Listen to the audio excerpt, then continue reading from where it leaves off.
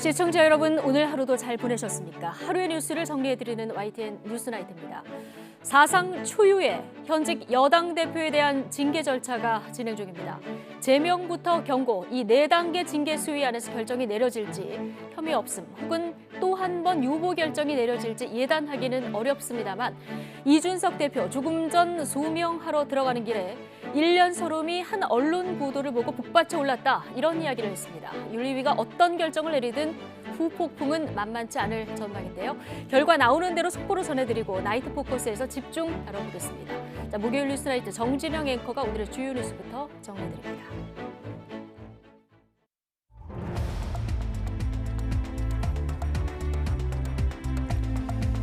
7월 7일 목요일 뉴스나이트, 오늘의 주요 뉴스 정리해드리겠습니다. 먼저 국민의힘 소식입니다.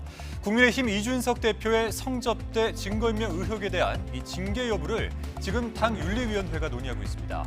어떤 결론이 나오더라도 거센 후폭풍이 불가피할 것으로 보입니다. 국정원이 서해 공무원 피격 사건 등과 관련해서 박지원, 서훈 이 전 원장을 고발한 지 하루 만에 검찰이 수사에 착수했습니다. 국가안보가 직결된 사안인 만큼 수사의 칼끝이 문재인 정부의 청와대를 겨눌 것이라는 전망이 나오고 있습니다.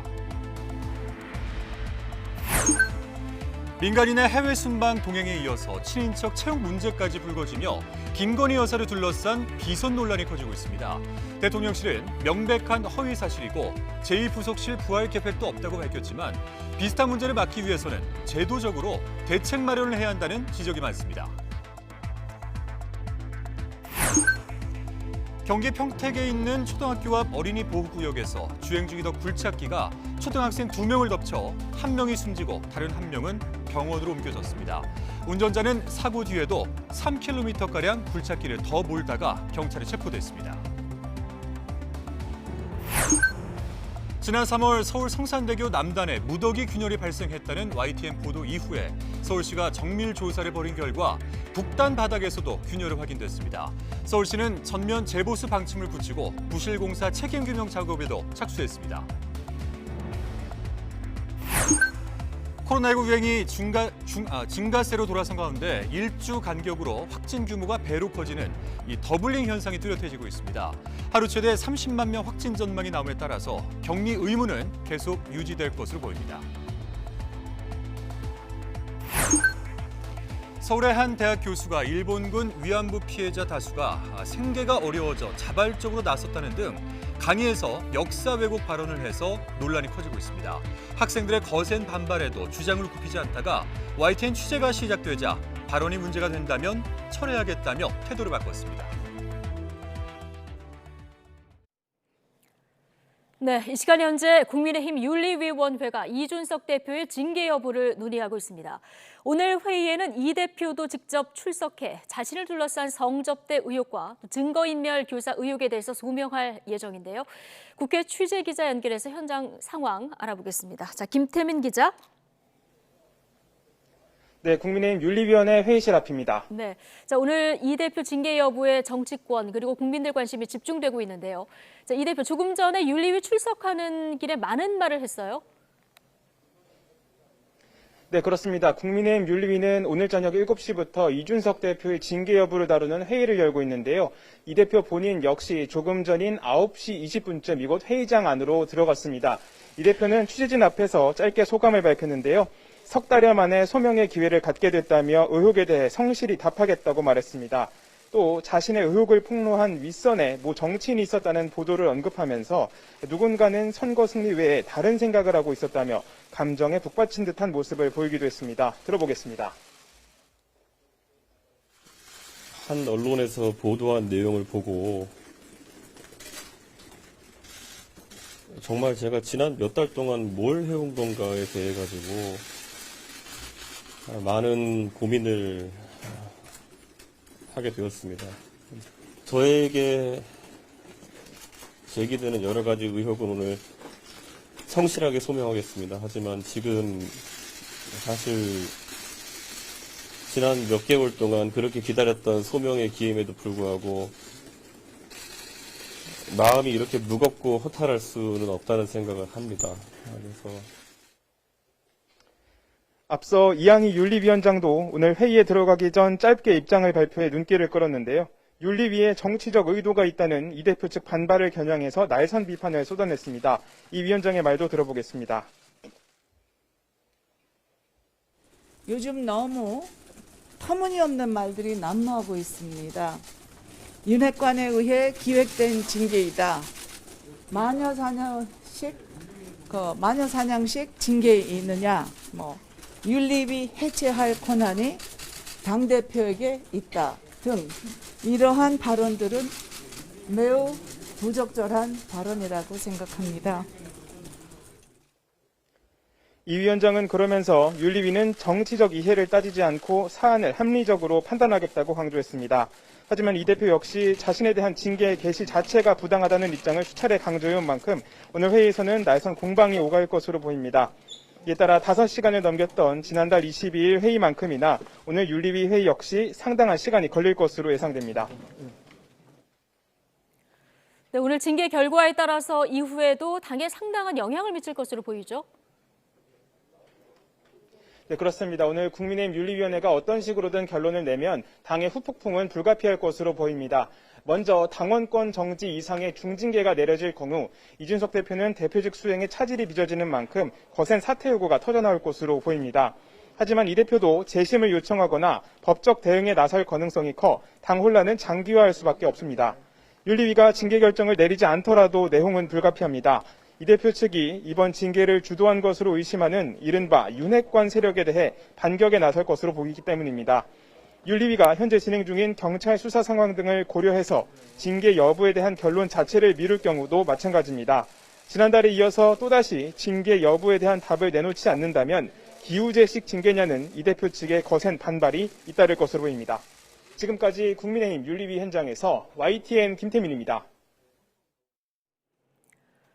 문재인 정부에서 벌어진 서해 공무원 피격과 탈북 어민 북송 사건과 관련해서 국정원이 두 전직 국정원장을 고발한 사건이 서울중앙지검 공안수사 담당 2개 부서에 배당됐습니다.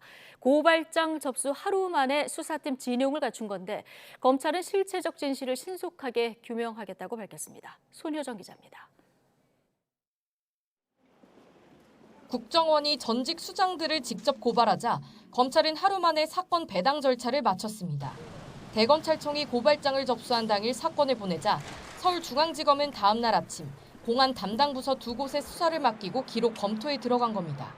서해 피격 공무원 사건으로 고발된 박지원 전 원장 사건은 관련 사건을 수사 중인 공공수사 1부에 배당됐고 탈북어민 강제 북송 의혹으로 고발된 서훈 전 원장 사건은 공공수사 3부가 맡았습니다. 국정원은 고발장을 제출하면서 박 전 원장이 재작년 고 이대준 씨가 서해에서 북한군에 피격됐을 당시 관련 첩보가 담긴 보고서 등을 무단으로 삭제하도록 지시했다고 적시한 것으로 전해졌습니다. 월북이 아니라는 정황이 담긴 첩보를 삭제하도록 했다는 주장입니다. 그러나 박 전 원장은 삭제해도 서버에는 그대로 남는데 누가 그런 바보짓을 하느냐고 반박하며 이번 고발을 안보장사로 규정했습니다. 서훈 전 원장이 고발된 탈북어민 북송 사건은 합동조사를 조기에 끝내라는 부적절한 지시가 있었는지 등이 규명돼야 할 부분입니다. 두 전직 수장을 겨냥한 국정원의 이례적인 고발에 이어 검찰의 신속한 배당 절차까지 뒤따르자 수사가 초반부터 속도전이 될 거란 관측이 나옵니다. 특히 국가 안보와 직결된 사건인 만큼 검찰 수사의 칼끝이 두 전직 국정원장을 넘어 최종 컨트롤 타워인 문재인 정부 청와대까지 겨눌 거란 전망도 나옵니다. 박 전 원장 사건을 맡은 공공수사 1부는 고 이대준 씨 유족이 전직 청와대 인사와 해경 관계자 등을 고발한 사건도 함께 수사 중입니다. 국정원은 내부 직원 서너 명도 함께 피고발인으로 적시한 것으로 알려졌는데 전격적인 고발 배경으로 자체 조사 결과를 내세운 만큼 내부 기록과 진술 등이 이번 수사의 최대 변수가 될 전망입니다. 또 정치적 파급력 등을 고려해 검찰이 특별수사팀을 꾸릴 거란 관측엔 더 힘이 실리고 있습니다. 검찰 관계자는 국민적 관심이 집중된 사건인 만큼 신속하게 진실을 규명할 책임이 있다며 필요할 경우 충분한 인력 증언도 요청할 계획이라고 강조했습니다. YTN 손효정입니다. 대통령실은 국가정보원이 서해 공무원 피격 사건 등과 관련해서 전직 원장들을 고발한 것에 대해서 반인권적, 반인륜적인 중대한 국가범죄가 있었는지 주목하고 있다고 밝혔습니다. 더불어민주당은 이전 정권을 압박해서 문재인 전 대통령까지 물고 들어가겠다는 국정원의 정치 행위라며 강하게 반발하고 있습니다. 조성호 기자입니다. 대통령실은 국가정보원이 박지원, 서훈 전 원장을 고발한 사건 검찰 수사를 예의주시하고 있다고 밝혔습니다. 대통령실 관계자는 서해 공무원 피격 사건에서 국가가 자진월북 프레임을 씌우려 했다면, 그리고 북한 입장을 먼저 고려해 귀순어민의 인권을 침해했다면 중대한 국가범죄라며 반인권적, 반인륜적 범죄가 있었는지 주목하고 있다고 했습니다. 다만 국정원의 보도자료 공개 후 내용을 알았다며 고발 자체와는 거리를 뒀습니다. 국민의힘도 진실을 규명하기 위한 철저한 수사를 촉구했습니다. 이번 고발로 두 전직 국정원장에게 국정원은 정권을 위한 한없는 충성과 헌신의 수단이었음이 드러나고 있습니다. 고발당한 박지원 전 원장은 첩보를 삭제하는 건 바보짓이라며 그런 일 없다 강하게 반발했습니다. 눈 감고 아웅이죠. 제 것만 삭제하면 남이 가지고 있는데, 국가기관이 가지고 있는데, 정권이 바뀌는데 그 기록을 보고 감옥 가려고 하는 사람이 누가 있겠어요. 민주당도 문재인 정부에 대한 본격적인 보복 친북몰이에 국정원이 정치적으로 나섰고 문재인 전 대통령까지 겨냥하고 있다며 강력 대응을 시사했습니다. 고발이라는 방식을 택했지만 결국 명백히 이것은 정치적 행위로 저는 규정을 하고 이 문제에 대해서는 한번 좀 당 차원에서 대응을 하도록 하겠습니다. 국방부를 찾은 민주당 서해 피살 사건 관련 TF도 국방부가 관리하는 군사정보를 삭제할 권한이 국정원엔 없다며 오해에서 비롯된 고발이라고 주장했습니다. 그러면서 피격 공무원 고 이대준 씨 월북 판단 번복 과정이 대통령실 국가안보실에서부터 톱다운 방식으로 이뤄졌다며 윤석열 정부로 화살을 돌렸습니다. 서해 피격과 어민 북송의 실체를 밝히기 위한 고발이라지만 전 정권에 대한 압박을 키우고 있다는 게 민주당 입장입니다. 전임 국정원장들에 대한 수사가 문재인 정부 전반에 걸친 대대적인 사정 수사로 이어질지 촉각이 쏠리고 있습니다. YTN 조성호입니다. 국가정보원은 서해 공무원 피살 사건과 관련해서 박지원 전 원장을 검찰에 고발한 것은 군사정보통합처리체계 밈스와 무관하다고 밝혔습니다. 국정원은 입장문을 내고 군사정보통합처리체계에 탑재돼 있거나 이를 통해서 관리, 유통되는 문건을 삭제한 혐의로 박 전 원장 등을 고발한 게 아니며 고발 내용은 이와 전혀 무관하다고 설명했습니다. 이어 국정원의 자체 조사와 고발 과정에서 국가기밀이 유출되거나 기밀 문서가 유통, 관리되는 방식이 노출된 사실이 없다며 앞으로 수사 과정에서 실체적 진실이 밝혀질 거라고 덧붙였습니다. 네, 민간인 해외 순방 동행, 친인척 채용 등이 불거지면서 이른바 비선 논란이 커지고 있습니다. 대통령실은 여전히 기존 공약대로 제2부속실을 만들 계획이 없다는 입장인데요. 이런 가운데 야당은 대통령실 사유화를 주장하면서 총공세에 나섰습니다. 보도에 박서경 기자입니다. 윤석열 대통령 외가 6촌이 대통령실 선임 행정관으로 근무하며 사실상 영부인을 보좌하는 제2부속실 업무를 맡았다는 의혹이 나오면서 비선 논란이 불붙었습니다. 대통령실은 공적 조직에서 공적 업무를 하는 사람을 비선이라 하는 건 명백한 허위 사실이자 악의적 보도라고 강하게 반박했습니다. 이해충돌 방지법을 봐도 문제가 전혀 없다며 역량을 안 보고 먼 인척이라 배제한다면 오히려 차별이라고 덧붙였습니다. 이에 앞서 대통령실 이원모 인사비서관 배우자가 민간인 신분으로 나토 해외 일정에 동행한 사실이 드러나면서 파장이 커지는 데 대해서도 대통령실은 절차상 하자가 없다고 못 박았습니다. 특히 대통령실 관계자는 이 비서관 배우자 일가가 윤 대통령 예비후보 시절 후원금 2천만 원을 낸 것이 이번 해외 일정에 영향을 줬느냐는 질문을 받자 후원금이 영향이 있다고 생각하느냐고 되물었습니다. 여당 역시 결국은 능력과 전문성의 문제라며 대통령실 해명에 힘을 실었습니다. 미국에서 트럼프 때 딸과 그 사위까지도 다 공직을 맡았었잖아요. 딸과 사위가 공직을 맡았다라는 것을 비판한 적은 없습니다. 능력이 되느냐, 전문성이 있느냐, 잘하느냐 여기에 비판을 해야 되는 것이죠. 반면 야당은 비선 정치, 대통령실 사유화라며 십자포화를 쏟았습니다. 새로운 비선 정치, 지인 찬스로 대통령실이 운영되고 있는 현실이 개탄스럽습니다. 국가의 명운을 사적 인연의 고리에 얹을 수는 없습니다. 다만 여야를 막론하고 김건희 여사를 보좌할 전담팀이나 제2부속실 재설치 필요성에는 공감하고 있습니다. 하지만 대통령실은 제2부속실 부활 계획은 없다며 이미 부속실 안에서 여사 일정이 생기면 충분히 지원하고 있다고 선을 그었습니다. 사실 여부를 떠나 국민에게 트라우마를 준 비선 논란이 재점화된 상황입니다. 김 여사 보폭이 넓어지는 가운데 비슷한 문제를 막기 위해서는 제도적 대책 마련이 필요해 보입니다. YTN 박서경입니다. 경기도 평택시의 한 초등학교 주변 건널목에서 굴착기가 초등학생들을 덮쳐서 한 명이 숨지고 한 명이 다치는 사고가 발생했습니다. 운전자는 사고가 난 줄 몰랐었다고 주장을 하고 있는데 경찰은 어린이 보호구역에서 난 사고로 보고 민식이법을 적용하는 방안을 검토하고 있습니다. 안동준 기자입니다. 경기 평택시 아파트 단지 한가운데 있는 왕복 4차선 도로입니다. 초등학생들이 하교할 시간인 오후 4시쯤 건널목을 건너던 11살 여아 2명을 달려오던 굴착기 기사가 그대로 덮쳤습니다. 한 명은 현장에서 숨졌고 다른 한 명은 다쳐 병원으로 옮겨졌는데 생명에는 지장이 없는 것으로 전해졌습니다. 사고가 발생한 건널목입니다. 불과 10m도 떨어지지 않은 거리에 초등학교 정문이 있는 어린이 보호구역입니다. 사고 뒤에도 계속 주행하던 굴착기 운전자 50대 남성 A씨는 3km 떨어진 곳에서 경찰에 체포됐습니다. A씨는 건널목을 지나던 초등학생들을 보지 못했고 자신이 친 사실도 깨닫지도 못했다고 주장한 것으로 알려졌습니다. 경찰은 A씨가 건널목에서 신호를 위반한 걸로 보고 있습니다. 특히 어린이 보호구역에서 사고가 난 만큼 어린이를 다치게 하거나 숨지게 한 경우 가중처벌하는 이른바 민식이법을 적용해 처벌하는 방안을 검토하고 있습니다. YTN 안동준입니다.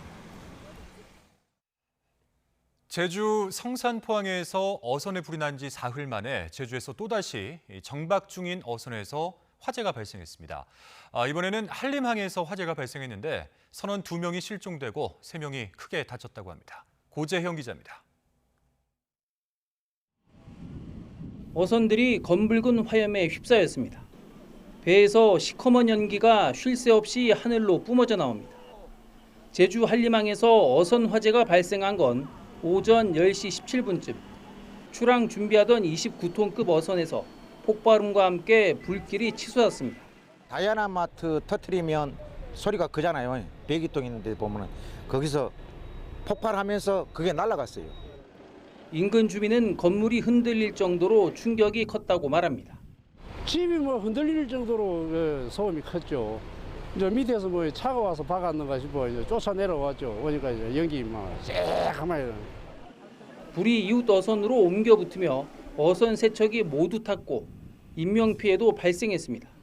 이번 화재로 선원 3명은 화상과 골절상 등을 입어 병원에서 치료를 받고 있고 기관사와 외국인 선원 등 2명은 실종됐습니다. 다른 선원 3명은 화재 전 이웃한 배에 있어 화를 면했습니다. 근처에 있던 배 15척도 화재를 피해 급히 이동했습니다. 소방당국은 출동 직후 대응 1단계를 발령해 인력 100여 명과 장비 20여 대를 투입해 진화 작업에 나섰습니다.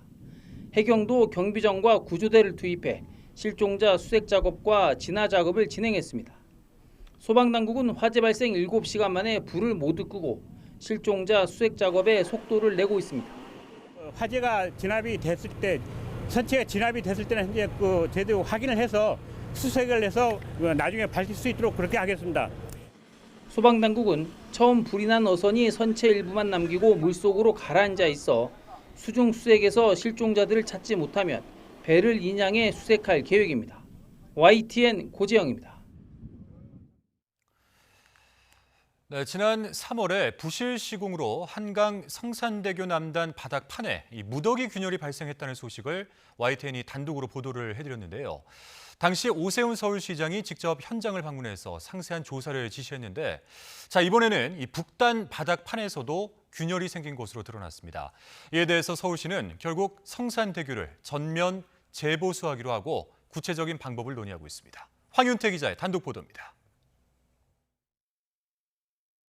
지난 3월 YTN이 보수공사가 이뤄진 성산대교 남단에서 1년 만에 무더기 균열이 발생했다는 보도 직후 오세훈 서울시장이 현장을 찾았습니다. 오 시장은 현장 공무원을 질책하면서 철저한 사후 대비책을 주문했습니다.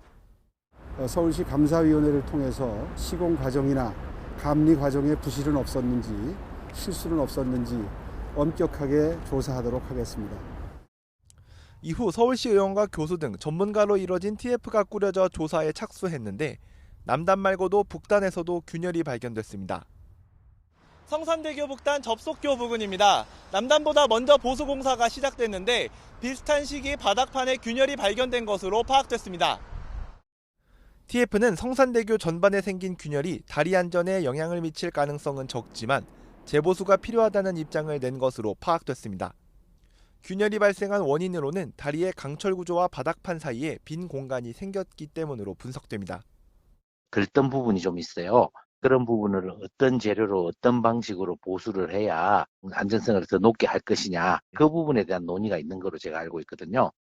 서울시는 성산대교 남단과 북단 모두 손상 형태나 균열 모양이 비슷한 만큼 같은 공법을 적용하기로 하고 구체적인 공사 방식을 고민하고 있습니다. 공사 후에는 무게가 고르게 분산되는지도 측정해 안전성 여부를 다시 확인할 계획입니다. 그 들뜸이 발생 부분에 대해서는 그 원 상태로 체험을 해야 되는 거죠. 체험을 하고 재하 시험을 통해서 하중이 제대로 작용받고 있는지 이런 부분을 시험을 할 거예요. 부실 공사 책임을 가리기 위한 절차도 진행되고 있습니다. 서울시 감사위원회는 지난 4월 관련 부서에서 기초자료 수집 절차를 끝내고 본격적인 현장 감사에 돌입했습니다. 시민단체 고발을 접수한 경찰도 지난달 고발인 조사를 마친 가운데 서울시 감사 결과가 발표되는 대로 본격적인 수사에 나설 방침입니다. YTN 황윤태입니다.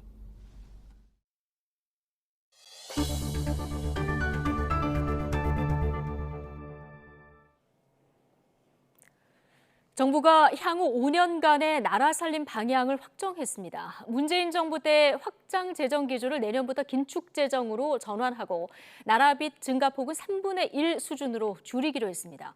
윤석열 대통령은 국가재정전략회의를 주재하고 재정 만능주의라는 환상에서 이제 벗어나야 한다고 강조했습니다. 오인석 기자입니다.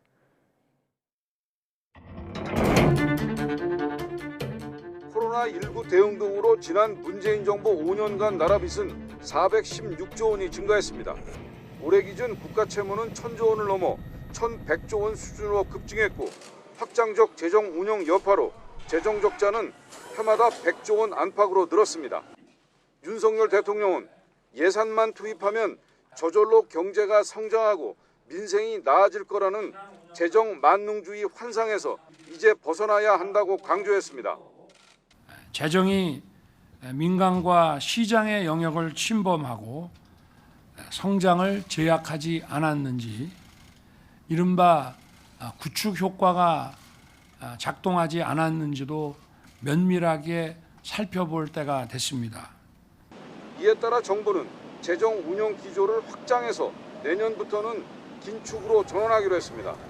먼저 실질적인 나라 살림을 반영하는 관리 재정 수지 적자를 올해 GDP 대비 마이너스 5%에서 내년엔 마이너스 3% 이내로 축소하기로 했습니다. 나라빚 증가폭도 3분의 1 수준으로 축소됩니다. 지난 5년간 14%포인트 이상 늘어난 국가 채무 비율 증가폭을 향후 5년간 5에서 6%포인트로 낮추기로 했습니다. 금년도에 국가 채무 비율이 49.7% 정도 되는데 27년에 국가 채무 비율을 50% 중반을 목표로 해서 관리하겠다는 것이고, 재정 준칙도 단순하고 엄격한 방식으로 개편됩니다. 관리 지표를 국민연금 등이 포함된 통합재정 수지에서 관리재정 수지로 바꾸고 복잡한 곱셈식이 아닌 단순하고 이해하기 쉽게 변경됩니다. 또 법 개정 뒤 바로 적용하기로 했습니다. 정부는 강력한 지출 구조 조정도 실시하기로 했습니다. 민간 보조 사업을 원점에서 재검토해 200개가 넘는 사업을 폐지 또는 감축해 내년 예산에 반영하기로 했습니다.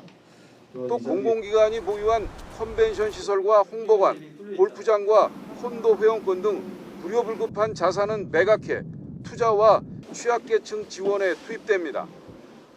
정부는 공직사회 고통 분담 차원에서 공무원 정원과 보수는 엄격하게 관리해 나가기로 했습니다. YTN 오인성입니다. 지난 4월에 적자를 기록했던 경상수지가 한 달 만에 흑자로 돌아섰습니다. 하지만 우크라이나 사태 등의 영향으로 흑자 규모는 지난해 5월에 비해서 63%나 감소했습니다. 보도에 박병환 기자입니다. 지난 2월 러시아의 침공으로 시작된 우크라이나 사태. 이후 원자재 가격이 급등하면서 국내 경제에도 장기간 영향을 주고 있습니다. 지난 5월 경상수지는 38억 6천만 달러 흑자로 4월 적자를 기록한 뒤 한 달 만에 다시 흑자로 돌아섰습니다. 하지만 흑자 규모는 1년 전보다 63%나 쪼그라들었습니다. 원자재 값이 급등하면서 5월 중 원유와 가스 등 원자재 수입액이 52.9% 올랐고 특히 석탄 수입액은 2배 이상 상승한 게 가장 큰 영향을 미쳤습니다. 항목별로 보면 경상수지에서 가장 비중이 큰 상품 수지 흑자가 1년 전보다 58.8% 감소한 27억 4천만 달러에 그쳤습니다. 수출은 617억 달러로 20.5% 늘었지만 수입이 589억 6천만 달러로 32.4%나 급증했기 때문입니다. 6월에도 높은 에너지 수입 가격이 큰 부담으로 작용하고 있습니다. 에너지 가격이 높은 상황이 지속되며 원유 등 에너지원 수입이 전년비 50억 불 이상 증가한 것이 무역 적자에 직접적인 영향을 주었으며 다만 한국은행은 올 상반기 210억 달러 경상수지 흑자 목표는 달성될 것으로 전망했습니다. 1, 5월이 이제 경상수지가 191.7억 달러 흑자를 보였는데 지금 조사국 전망이 이제 상반기 210억 달러니까 그 6월에 한 18.3억 달러 정도 흑자를 보이면은 상반기 그 전망에는 부합한 결과가 나올 것 같은데요. 코로나19 회복 과정에서 발생한 예상치 못한 우크라이나 사태로 국내 경제의 시름도 이어지고 있습니다. YTN 박병환입니다. 행정안전부가 전국 지방자치단체에 지방공공요금 동결을 요청했습니다. 6월 소비자 물가가 지난해 같은 달보다 6.0%나 치솟자 행안부는 오늘 오후 17개 시도 기획조정실장회의를 긴급히 열어서 지방물가 안정관리 방안에 대해서 논의했습니다. 한창섭 행안부 차관은 이 자리에서 상하수도, 쓰레기봉투, 시내버스, 택시, 도시가스, 전철 등의 지방공공요금을 동결할 것을 요청했습니다. 미국 연방준비제도가 인플레이션 억제를 위해서 기준금리를 계속 올릴 필요성을 인정한 것으로 나타났습니다. 특히 금리 인상에 따른 미국 경제 둔화도 인내할 의지가 있는 것으로 파악됐는데요. 워싱턴에서 강태욱 특파원이 전해드립니다. 단박에 세 단계인 0.75%포인트 금리를 인상한 6월 연준 정례회의. Today, the Federal Open Market Committee raised its policy interest rate by 0.75 percentage point and anticipates that ongoing increases in that rate will be appropriate. 공개된 회의록을 보면 28년 만의 대폭 인상에 대해 18명 위원 가운데 단 한 명만 동의하지 않은 것으로 나타났습니다. 위원들은 당장 가장 시급한 정책으로 인플레이션 억제를 꼽았습니다. 특히 높아진 물가 상승 압력이 지속할 경우 훨씬 더 제약적인 정책이 적절할 수 있을 것이란 가능성도 인정했습니다.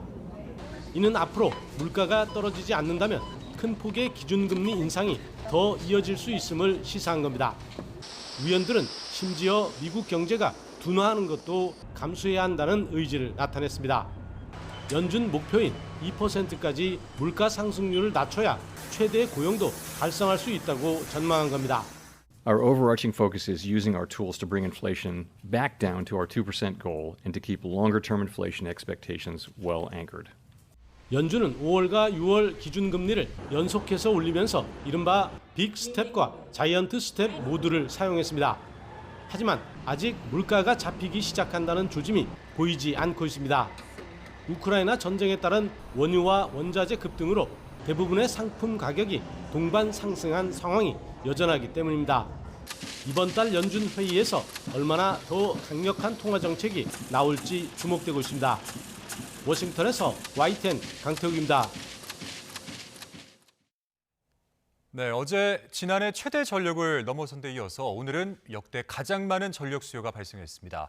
전력거래소는 오늘 오후 5시 기준 최대 전력 수요가 92,990메가와트로 기존 최대치였던 2018년 7월 24일 오후 5시 기록을 넘어섰다고 밝혔습니다.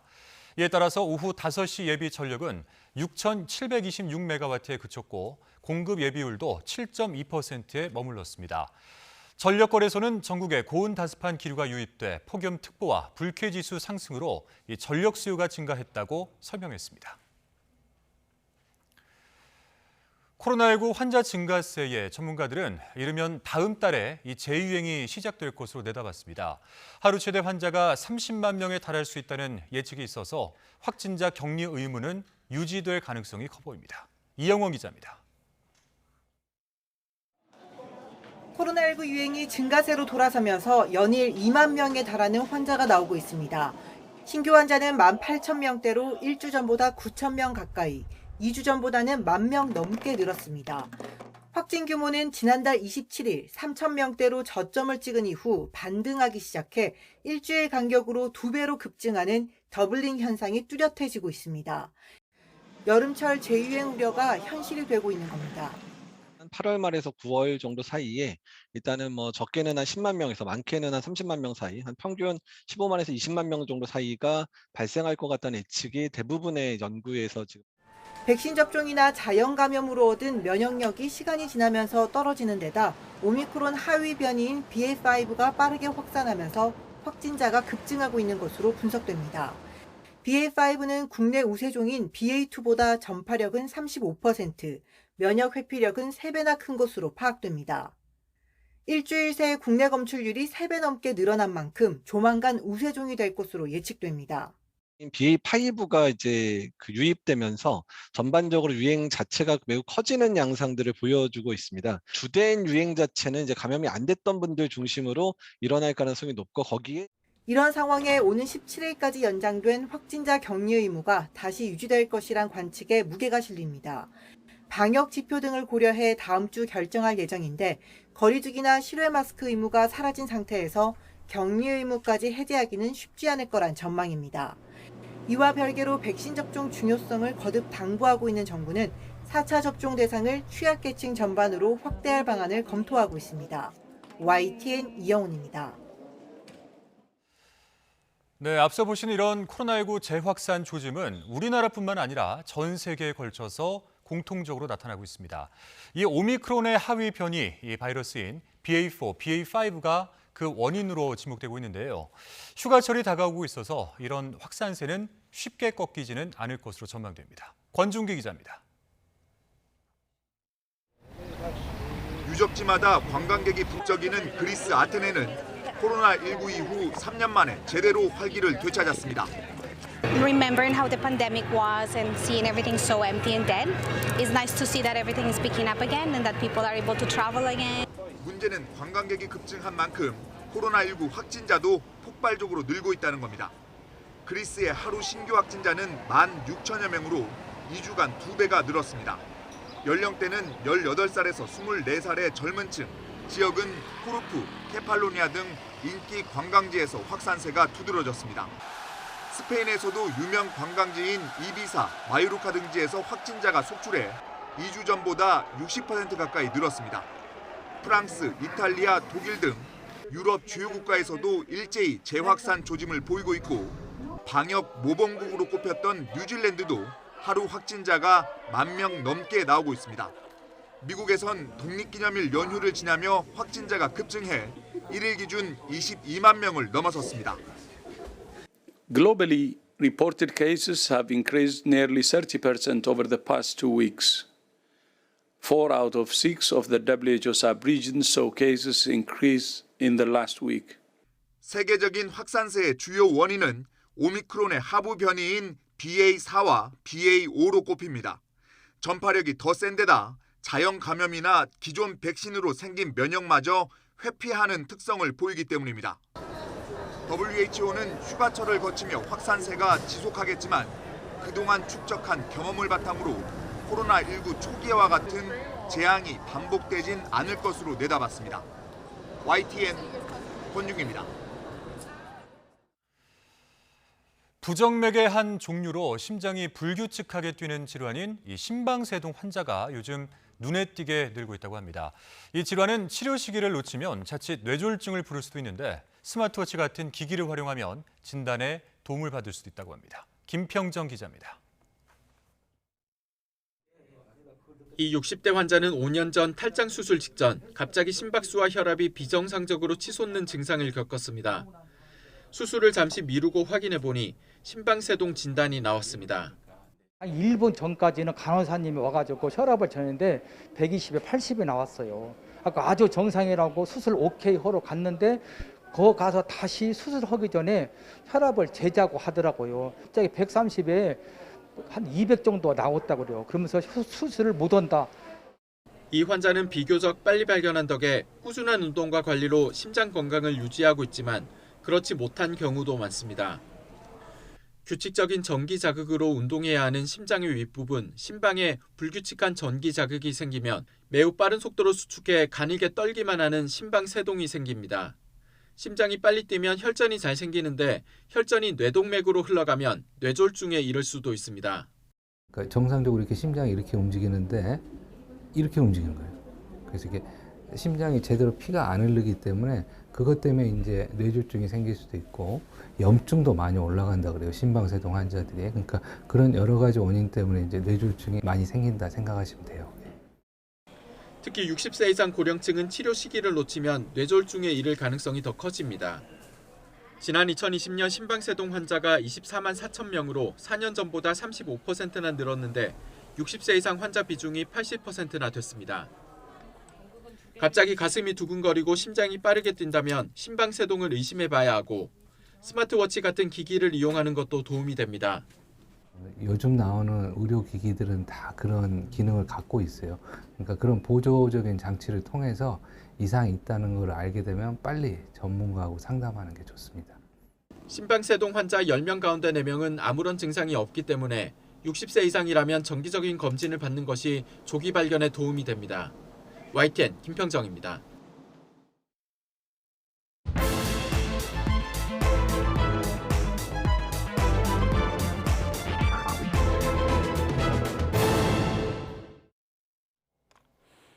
네, 이 시간 현재 국민의힘 이준석 대표의 징계 여부를 다루는 당 윤리위원회 회의가 진행되고 있습니다.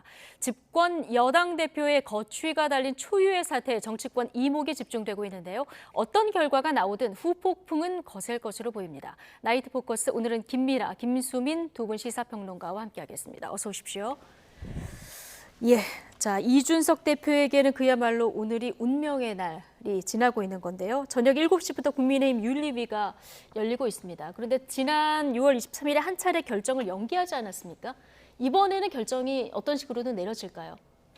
내려질 것으로 봅니다. 왜냐하면 일단 첫 번째로 지난번에 윤리가 회의할 때 오늘 이제 결론을 내린다라고 그때 이제 판단을 했던 것이고, 그다음에 중간에 이제 이 소위 말하는 그 성상납을 했다고 이제 알려져 있는 김성진 대표가 여러 가지 이제 뭐 새로운 어떤 사실들을 얘기하면서 그러한 새로운 사실관계를 좀 확인해봐야 되는 거 아니냐라는 차원에서 윤리가 좀 이 결정을 내리지 못할 가능성도 있다고 봤는데 오늘 이양희 윤리위원장이 얘기하는 걸 들어보면은 이런 어떤 수사라든가 이런 것들이 반드시 전제될 필요가 없다는 취지의 얘기를 하고 있기 때문에 그렇다라고 하면 윤리가 대략적으로 오늘은 결론을 내려야 된다라는 것에 가까운 그런 판단을 하고 있는 게 아닌가 좀 이렇게 생각이 됩니다. 네, 자 이양희 윤리위원장 징계 심의를 논의할 회의실로 들어가는 길에 말씀하신 대로 사회적 통념과 기준에 근거해서 합리적으로 판단하겠다 이렇게 밝혔는데요. 발언을 잠시 듣고 오시겠습니다.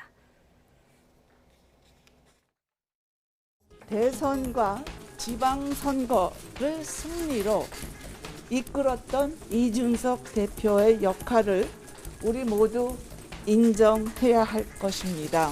당대표이기 때문에 높은 도덕적 기준을 적용하라는 말들도 많이 있습니다. 윤리위원회는 수사기관이 아닙니다. 국민의힘이 수사기관의 결정에 따라 윤리 강령과 규칙을 판단한다면 스스로 윤리위원회의 존재 가치를 부정하는 것입니다. 오롯이 사회적 통념과 기준에 근거하여 사안을 합리적으로 심의하고 판단할 것입니다. 네. 대선과 지방선거에서의 이 대표 역할을 인정해야 한다. 이 얘기를 하면서도 지금 김민하 평론가 얘기해 주신 대로 윤리위는 수사기관이 아니다. 이렇게 또 얘기를 해서 이 부분이 주목이 되거든요. 네. 어떻게 들으셨습니까?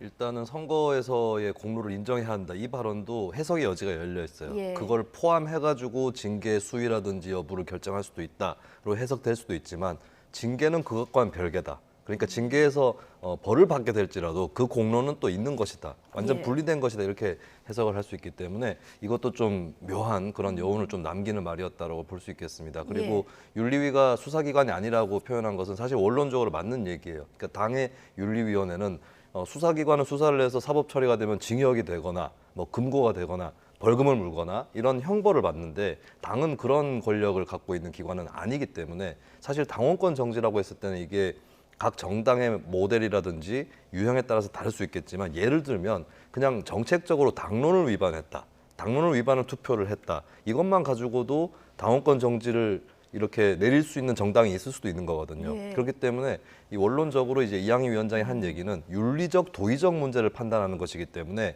수사기관에서 결론을 내가지고 꼭 가려봐야 되는 것은 아니다. 특히나 성상납 의혹, 본 의혹에 대한 판단이 아니라 그 의혹에 대한 대응, 당 대표로서 또 이번에는 정무실장도 걸려있기 때문에 이 정무실장으로서 당원으로서 제대로 대응을 했느냐, 이 적절하게 대응했느냐, 이 부분까지 판단의 범위가 넓어지는 거기 때문에 그리고 사실 국민의힘 윤리위 규정을 보면 나중에 추가적으로 드러나는 게 있으면 또다시 징계위를 열어서 그보다 더 강한 징계를 할 수 있도록 돼 있어요. 그렇기 때문에 성상납 본 의혹이 아니라 그것에 대한 뭐 다른 뭐 정치적 대응이라든지 이런 것들만 가지고도 징계를 할 수도 있다라고 하는 이런 부분을 좀 눈여겨봐야 될 것 같습니다.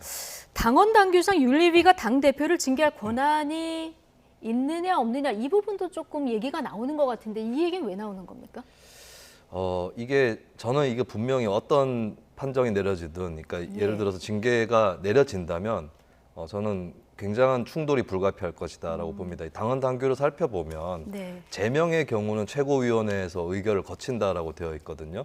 근데 제명만 되는 것이냐 이게 좀 애매합니다. 왜냐하면 다른 조항에 보면 당 대표가 필요하다고 인정한 때에는 최고위원회를 열어서 이 윤리위원회 결정을 바꿀 수 있다라고 돼 있어요. 그렇다면 어느 쪽을 따라야 되는지 이 부분이 일단 애매한 것이고, 그러면 당헌 당규를 해석하는 권한은 어디에 있느냐 찾아보니까 상임전국위원회에 있는데 여기에 위원이 100명입니다. 이쪽으로 저는 조금 나가서 예견을 해보자면 상임전국위원회가 또다시 스포트라이트를 받는 시나리오도 충분히 있을 수 있다라고 말씀을 드립니다. 그 부분에서 조금 부연을 하자면은 이런 취지인 겁니다. 그러니까 윤리위에서 여러 가지 이제 징계 판단을 할 것인데 이 징계 중에 제명이라고 하는 것에 해당하는 징계는 너무나 강한 징계이기 때문에, 그리고 이 국회의원의 경우에 당에서 제명된다라고 하는 것에 가지는 여러 가지 또 의미가 더 있지 않습니까? 단순히 어떤 당의 구성원으로서 당원이 제명됐다라는 거하고, 예를 들면 비례대표 국회의원이 제명이 돼가지고 비례대표직을 유지한다든지 뭐 이런 것들하고 여러 가지 정치적 의미가 있기 때문에 이러한 거에 대해서는 마지막에 최고위가 한 번 더 정무적인 판단을 해봐라라는 취지의 조항이 있는 것이고요. 제명에 대해서는. 그게 첫 번째고, 두 번째로 이제 당대표가 일종의 직권으로 이러한 징계를 취소할 수 있다라는 조항의 의미는 쉽게 얘기하면 대통령이 가지고 있는 특별 사면권이랑 비슷한 개념입니다. 그러니까 윤리위원회 규정 제30조. 그렇습니다. 처분의 취소, 정지 이 부분을 지금 말씀하시는 거죠? 그렇습니다. 그래서 이런 징계가 가져올 여러 가지 정치적 파장이나 이런 것들이 너무나 뭐 어떤 부당한 영향이 있다든지 하면 이것에 대해서 대표가 이제 개입할 수 있다라는 것. 그리고 한번 징계를 받은 사람이 나중에 가서 어떤 그 징계에 대해서 이 좀 뭐랄까요, 여러모로 반성을 했다든지 또는 정치적인 상황이 막 변했다든지 하는 이유로 그 징계를 절차적으로 좀 취소해 줘야 될 필요성이 있을 때 당대표가 그러한 권한을 행사할 수 있다라는 건데, 그런데 이 조항들을 지금 이준석 대표의 상황과 이 맥락에 맞춰서 해석을 해보면 상당히 이제 좀 골치 아파지는 문제가 발생을 해요.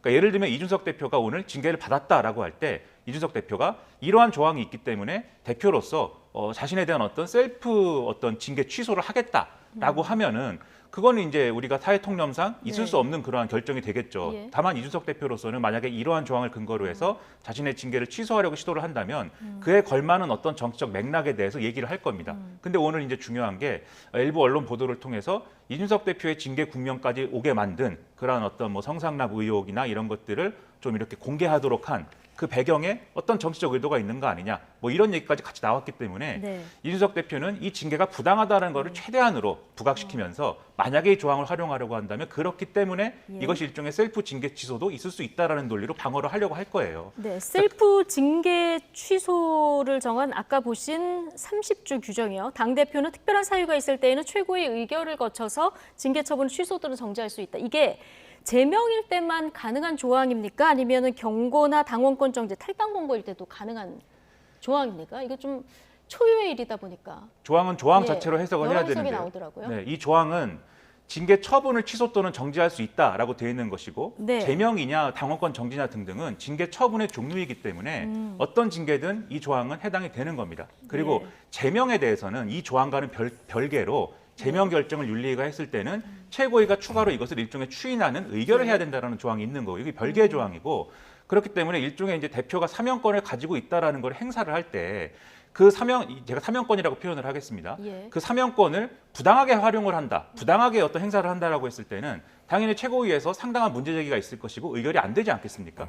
근데 그걸 돌파하기 위해서는 이준석 대표가 이 징계가 부당하다라는 취지의 그러한 객관적인 어떤 증거라든가 이런 정치적인 어떤 주장이나 이런 것들을 극대화해서 하려고 할 것이기 때문에 이 조항을 활용해서 본인의 징계를 취소한다고 할 때에도 엄청난 혼란과 대립은 불가피하다라는 얘기죠. 예, 알겠습니다. 경고부터 제명까지 4단계 징계의 경우의 수 그리고 거기에 따른 파장은 잠시 뒤에 저희가 조금 더 자세히 짚어보도록 하고 자 오늘 어쨌든 윤리위에서 다룰 쟁점은 이 성상납 의혹, 이건 2013년 일이고요. 이미 공소시효는 지났고 이 의혹보다는 증거인멸을 교사해서 품위유지 의무를 위반했느냐 이 여부일 텐데요. 오늘 이준석 대표 직접 소명하러 출석도 했는데 윤리위를 설득할 수 있을까요? 네, 일단 윤리위 아까 이양희 위원장 언급도 봤지만 성상납 본 의혹에 대해서 이것은 증거가 불충분하다거나 사실이 아니다거나 이렇게만 얘기하는 것으로는 저는 소명이 부족할 거라고 보고요. 그러니까 당 대표로서 이 의혹이 불거지는 동안 어떤 대응을 하였는지 그리고 그 대응이 적절했는지를 따져보게 될 텐데 뭐 여러 차례 많은 언론에서 언급이 됐지만 김철근 정무실장이 이제 관련 제보자를 찾아갔고 또 나중에는 그 투자각서를 쓰는 일이 발생을 했습니다. 네. 김 실장 쪽은 이것이 이 대표와 관련된 게 아니다. 다른 목적으로 쓴 것이다라고 하는 것인데 사실 이 부분이 문제가 될 수밖에 없는 것은 실제로 견물생심처럼 김철근 실장이 그냥 다른 이유에서 이거 보니까 내가 투자를 좀 해보고 싶네. 이렇게 해서 투자유치각서를 썼다 할지라도 네. 이것은 이제 중요한 어떤 당무를 하는 당대표에 관련된 의혹에 대응하는 과정에서 본인의 사적인 목적을 으로 이제 세버린 것이죠. 이 자체가 부적절하다고 볼 수밖에 없는 것이죠. 그리고 여기서 연동되는 것이 그럼 왜 이준석 대표는 이러한 행동에 대해서 제재를 하지 않았느냐라고 하는 이 부분입니다. 그래서 저는 이 부분까지 이제 소명할 수 있어야 된다라고 하는 것이고 여러 가지의 갈래 수가 있을 수 있겠죠. 근데 여기에 대해서 이제 이준석 대표가 언론을 통해서 굉장히 구체적으로 설명을 했다라고 보기는 저는 좀 어렵다고 보는데 이 자리에서 어떤 사정이 있었다면 그런 것들을 좀 어차피 이건 언론에 다 공개되는 회의는 아니기 때문에 충분히 소명을 해야 이 부분까지는 해줘야 그래도 좀 그 징계를 피해갈 수 있는 넘어설 수 있는 그런 발판을 마련할 수 있지 않을까 그렇게 봅니다. 그러니까요. 김철근 실장의 7억 투자각서는 개인적인 후이고 이준석 대표는 무관하다 이렇게 얘기를 하긴 했습니다마는 어쨌든 지금 제보자를 만나고 각서를 써준 이거는 지금 윤곽에 드러난 상황이기 때문에 자 윤리위가 이 부분을 어떻게 판단할지가 굉장히 주목이 되는 상황입니다. 왜 각서를 자 김철근 정무실장은 써줬는지 그리고 말씀하신 대로 이준석 대표는 왜 이 부분을 제재하지 않았는지. 그렇죠. 그 부분이 핵심인 것인데. 그러니까 윤리위원장이 오늘 얘기한 사회적 통념과 뭐 그러한 것에 근거해 가지고 판단할 수밖에 없다라고 얘기한 내용이 이제 거기에 해당하는 겁니다. 지금 이준석 대표가 소명할 수 있는 부분은 성상납 의혹이 없었다 첫째, 그리고 없었기 때문에 경찰 수사도 나는 안 받았다. 그리고 실제로 경찰 수사의 결론이나 이런 것들도 나오지 않았다. 그렇기 때문에 성상납 의혹에 대해서 윤리위가 판단하는 것은 어불성설이다. 이 내용이지 않습니까? 그런데 지금 윤리위가 상정하고 있는 논리의 구조는 김철근 정무실장이 그 각서 왜 써줬느냐에 대해서 지금 지난 회의에서 제대로 소명이 안 됐다고 보기 때문에 김철근 실장에 대한 징계 절차를 시작을 한 거잖아요. 그렇다고 본다면 김철근 실장의 이제 소명 내용은 뭐였냐면 지금 말씀하신 대로 내가 그냥 투자하고 싶어서 투자 각서 써준 것이다. 이 상황과는 이준석 대표의 의혹과는 별개이다라고 설명을 한 것이지만 그런 것들이 신빙성이 없다라고 한다면 김철근 정무실장이 이 각서 써준 거는 결국 이준석 대표 문제하고 관계가 있구나. 라고 윤리가 판단할 가능성이 지금 높아졌다고 생각이 되는 거거든요. 그럼 네. 여기서 논리적으로 쭉 이어지는 겁니다. 김철근 정무실장은 그러면 왜 이것을 이준석 대표 의혹과 연관돼 있다라는 판단으로 써줬느냐. 그것은 결국 이준석 대표가 성상납 의혹에 대해서 상당히 이준석 대표의 의혹이 상당히 이유가 있고 그것은 믿을 만한 사정이 있다라고 봤기 때문에 실효각서를 써주는 것으로 이 상황을 무마하려고 한 거 아니냐. 예. 즉 이렇게 본다면 수사기관이 어떤 뭐 정확한 결론을 내거나 수사의 결론을 내린 게 아니라 할지라도 결국 김철근 정무실장의 행동이 이준석 대표의 성상납 의혹을 어느 정도 뒷받침하는 거 아니냐. 아마 윤리가 그리고 있는 나름대로의 논리 구조는 이런 내용일 거예요. 예. 그렇다고 한다면 앞서 말씀드렸듯이 이준석 대표의 성상납 의혹은 사실이 아니다라는 해명은 사실은 윤리 입장에서는 별 상관이 없는 해명인 것이죠. 그렇기 때문에 오늘 이준석 대표가 상당히 표정도 안 좋고 예. 뭐 눈물도 좀 그렁그렁했다고 하는데 네. 그런 분위기인 이유가 여기에 있을 거라고 생각합니다. 예. 자, 이준석 대표 성상납이 없었으니까 증거인멸도 할 게 없고 더욱이 증거인멸을 교사할 필요도 없었다. 계속해서 이렇게 주장을 하고 있는데 소명을 위해서 조금 전에 윤리위에 출석했죠. 이 모습 잠시 보고 오시겠습니다.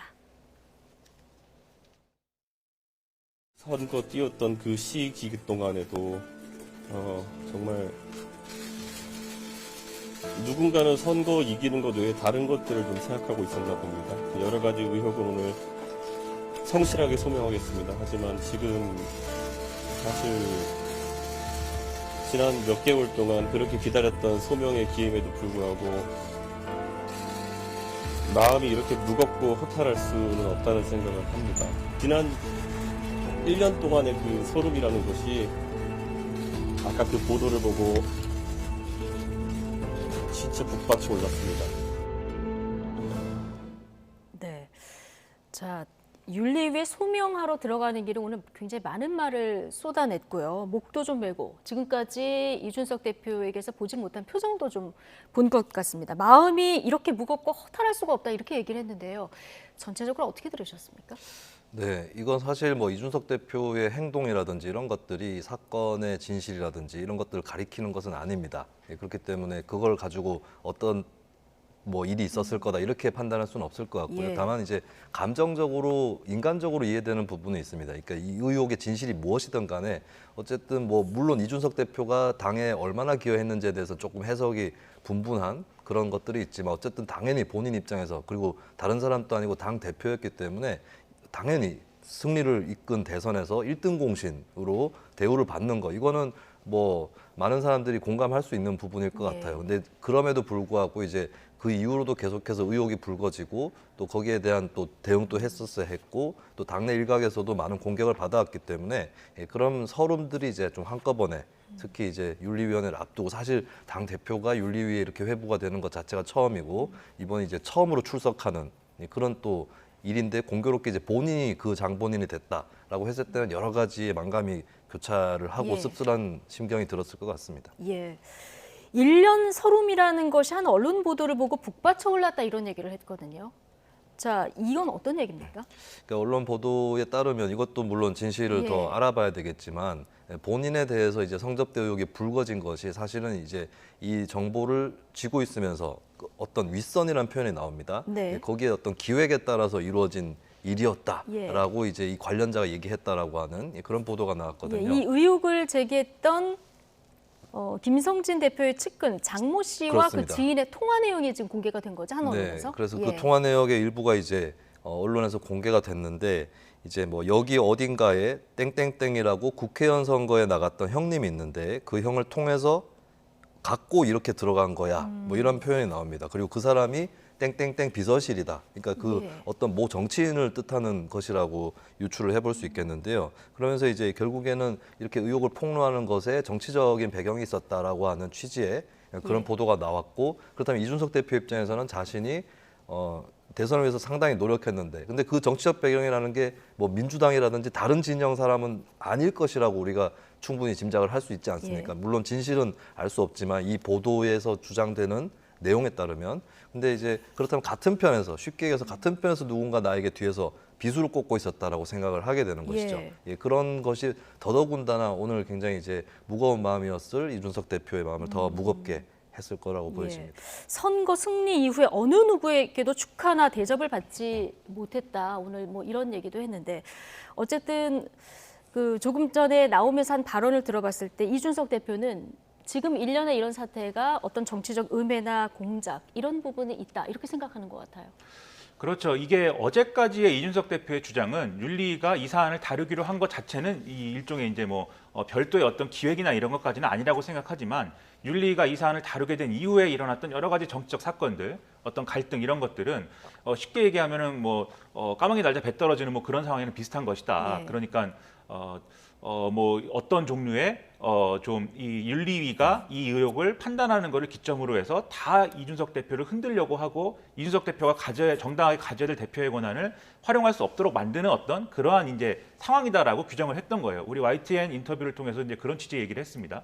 그런데 이제 오늘 보도를 특별히 언급하는 이유는 그런데 윤리위에서 이 의혹을 다루는 그러한 과정 자체가 쉽게 얘기하면 정치적으로 오염되어 있는 거 아니냐라는 근거를 제공하는 그러한 보도가 나온 것이기 때문에 그래서 이준석 대표가 특별하게 더 언급을 하고 있는 그런 것이거든요. 근데 윤리위 들어가기 직전에 이 얘기를 한 거로 봐서는 윤리위에 들어가서 이 부분 관련해서 좀 굉장히 많은 해명을 한다거나 언급을 한다거나 그럴 가능성이 크겠죠. 그런 주장을 할 것인데 그런데 이 부분을 또 윤리위에 들어가서 그 회의에서 공격적으로 제기하기는 어려울 겁니다. 왜냐하면 이항희 윤리위원장이 분명히 시작 전에 이 부분에 대해서 얘기를 했습니다. 세간에 여러 가지 좀 어불성설인 얘기들이 있는데 소위 말하는 윤핵관이 이러한 이 윤리 결정이나 이런 것들에 영향을 주고 있다든지 이 모든 상황에 어떤 배후가 있다든지 그런 것들은 이제 아니다. 터무니없다. 그렇죠. 윤리위원들이 합리적 근거를 가지고 판단할 것이다라고 미리 얘기를 해놨기 때문에 이준석 대표가 여기 들어가서 이제 주장을 하기는 어려울 것 같고 다만 이러한 맥락을 아마 윤리위 밖에서 그리고 여론전이라는 어떤 승부수를 띄우면서 강력하게 제기할 수 있는 그런 차원이겠죠. 그래서 아까도 말씀드렸지만 오늘 윤리위가 어떤 징계 판단을 내리게 되면 그 징계 판단이 부당하다 기본적으로 그리고 아주 근본적으로 부당한 지점이 있다는 것을 계속 주장을 하면서 그 다음에 해야 될 대응에 대해서 이 보도를 근거로 해서 정당성을 찾아 나가는 그런 이제 스텝으로 가는 게 아니냐 생각이 된다는 겁니다. 자, 이준석 대표 윤리위에 이제 입장을 소명하러 들어갔고요. 소명하러 들어가기 전에 발언은 저희가 들어봤는데 소명하고 나오는 길에 모습이 혹시 잡히면 저희가 방송 중에 다시 연결해서 들어보도록 하고요. 자, 윤리위원회 징계 처분은 총 4단계입니다. 경고, 당원권 정지, 탈당 권고, 제명 이 순으로 이제 이 4가지 경우의 수 가운데서 내려질지 아니면 정말 혐의 없음 결정이 내려질지 또 따져봐야 되는데 경우의 수에 따른 파장을 지금부터 좀 살펴보도록 하겠습니다. 먼저 논란을 감수하고라도 이 대표가 당 대표직을 유지하려고 하면 가장 낮은 수위인 경고는 받아야 하지 않겠습니까? 경고가 나올 가능성 얼마나 될까요? 네, 뭐 징계 자체를 피할 수는 없다라고 관측을 하시는 분들이 있고 실제로 그런 주장을 하는 뭐 윤리위 안팎의 관계자들이 있다고 해요. 그쪽에 이제 일부에 이제 경고파가 또 형성이 돼 있다고 합니다. 제가 좀 취재를 해보고 또 이 취재를 여러 루트로 해보면 공통적으로 들려오는 얘기들이 있거든요. 경고파가 있는 것은 사실이다라고 했을 때 가능성이 낮진 않다라고 볼 수 있는데 사실 이 징계 수위라는 게 뭐 대법원 양형 기준처럼 이런 게 있는 게 아니기 때문에 결국에는 좀 정무적 판단이나 이런 것들이 곁들여지지 않겠습니까? 근데 아무래도 현재 분위기가 이준석 대표한테 썩 밟지 못한 건 사실이거든요. 그렇다면 좀 타협을 유인하는 쪽에서는 그렇다면은 그냥 넘어갈 수는 없다면 경고 정도로 하는 것이 가장 적절하지 않겠느냐. 그리고 이거는 이제 실제로 있었다는 논리는 아닌데 제가 이제 하나의 가상을 해보자면은 아까 말씀드렸지만 더 큰 문제가 불거졌을 때 같은 사안으로 더 큰 징계를 할 수 있게 돼 있습니다. 그렇다면 조금 더 지켜보자라는 취지에서 뭐 수사도 되고 있고 하기 때문에 그래서 판단을 조금 신속하게 하되 경고 정도에서 일단 일막을 끊고 가자라는 의견이 있을 수도 있거든요. 그런 의미에서는 경고의 가능성도 분명히 살아있다고 봐야 될 것 같습니다. 만약에 경고가 내려질 경우에는 어떤 그 파장을 예상할 수 있습니까?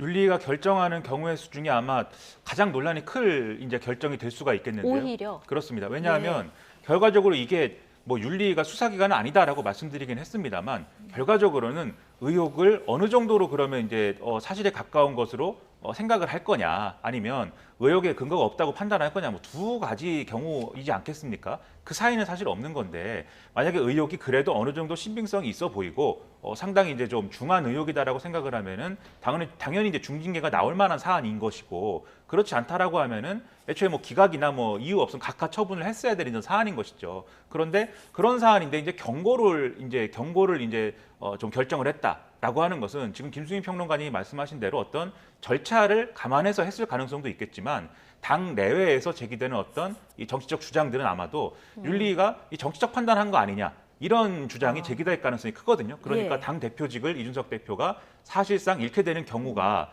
너무나 큰 파장이 있을 수가 있고 정치적으로 혼란을 지금 좀 만들어낼 수 있기 때문에 그런 부분을 감안해서 윤리위가 정무적 판단한 거 아니냐, 이런 얘기가 나올 수가 있는데, 그런데 윤리 입장에서 보면은 그러한 이제 어떤 이 비판이나 평가의 대상이 되는 것은 상당히 경계할 수밖에 없는 지점이라는 거죠. 왜냐하면 정치적 판단, 정무적 판단이라는 거는 그건 주관적인 것이거든요.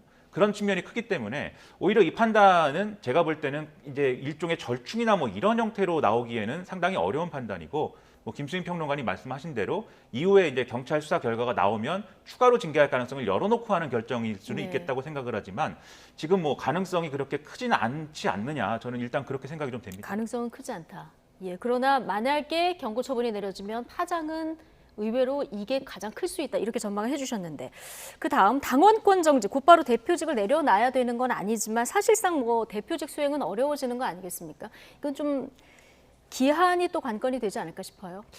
네, 기한이 관건이 되는 이유가 당원권이 정지된 그 기간이 어느 정도냐에 따라서 이준석 대표의 반격의 수위라든지 그 일정들이 또 결정이 될 거거든요. 이것도 큰 논란을 부를 수밖에 없는 것이, 이제 대표직 유지 불가하다, 당원권이 정지되는데 어떻게 대표를 유지할 수 있느냐라고 해석할 수도 있지만, 또 한편으로는 그 정지된 기한만 건너뛰면 다시 대표로 복귀를 할 수도 있는 거다, 네. 이렇게 또 해석이 될 여지도 있습니다. 그리고 이게 분명한 것은 사법적 판결이 아니기 때문에 해석의 여지들이 계속 열려 있는 거거든요. 다시 말씀드리지만 상임정국위원회로 가서 당규 해석을 내려보는, 그 투표로 내리게 되는 거죠. 그런 사태는 분명히 일어날 수 있다라고 하는 것이고, 그렇기 때문에 또 경량에 이제 당이 빠져들어가는 이 시나리오는 불가피할 것이다. 근데 이제 정지 기간이 기느냐 짧으냐에 따라서 만약에 길게 될수록 당원들이 스스로 뭐 이준석 대표의 탈당을 요구한다든지, 또 완전히 뭐 정계를 은퇴하라든지 이런 압력이라든지 이런 것들이 굉장히 거칠게 일어날 수 있습니다. 길수록. 예, 그런 부분들이 또 추가로 변수로 작용할 수 있다라고 하는 거고, 그리고 이제 이 사안을 지켜보시는 대중들 입장에서는 이게 어느 정도의 잘못이었는가라고 하는 것을 결국에는 기한을 통해서 또 가늠을 하는 것이거든요. 그렇다면 뭐 사람들이 이제 숫자에 갖고 있는 통념 같은 것들이 있죠. 뭐 3개월 정도이면 어느 정도다, 6개월이면 어느 정도다, 이런 것들이 있는데, 그런 대중인식에 또 무엇보다 크게 영향을 끼칠 거다, 이걸 또 짚을 수밖에 없겠습니다. 예, 탈당 권고 혹은 제명, 이 결정은 가장 센 건데요. 이 경우에는 어떤 파장을 예상해 볼 수 있을까요?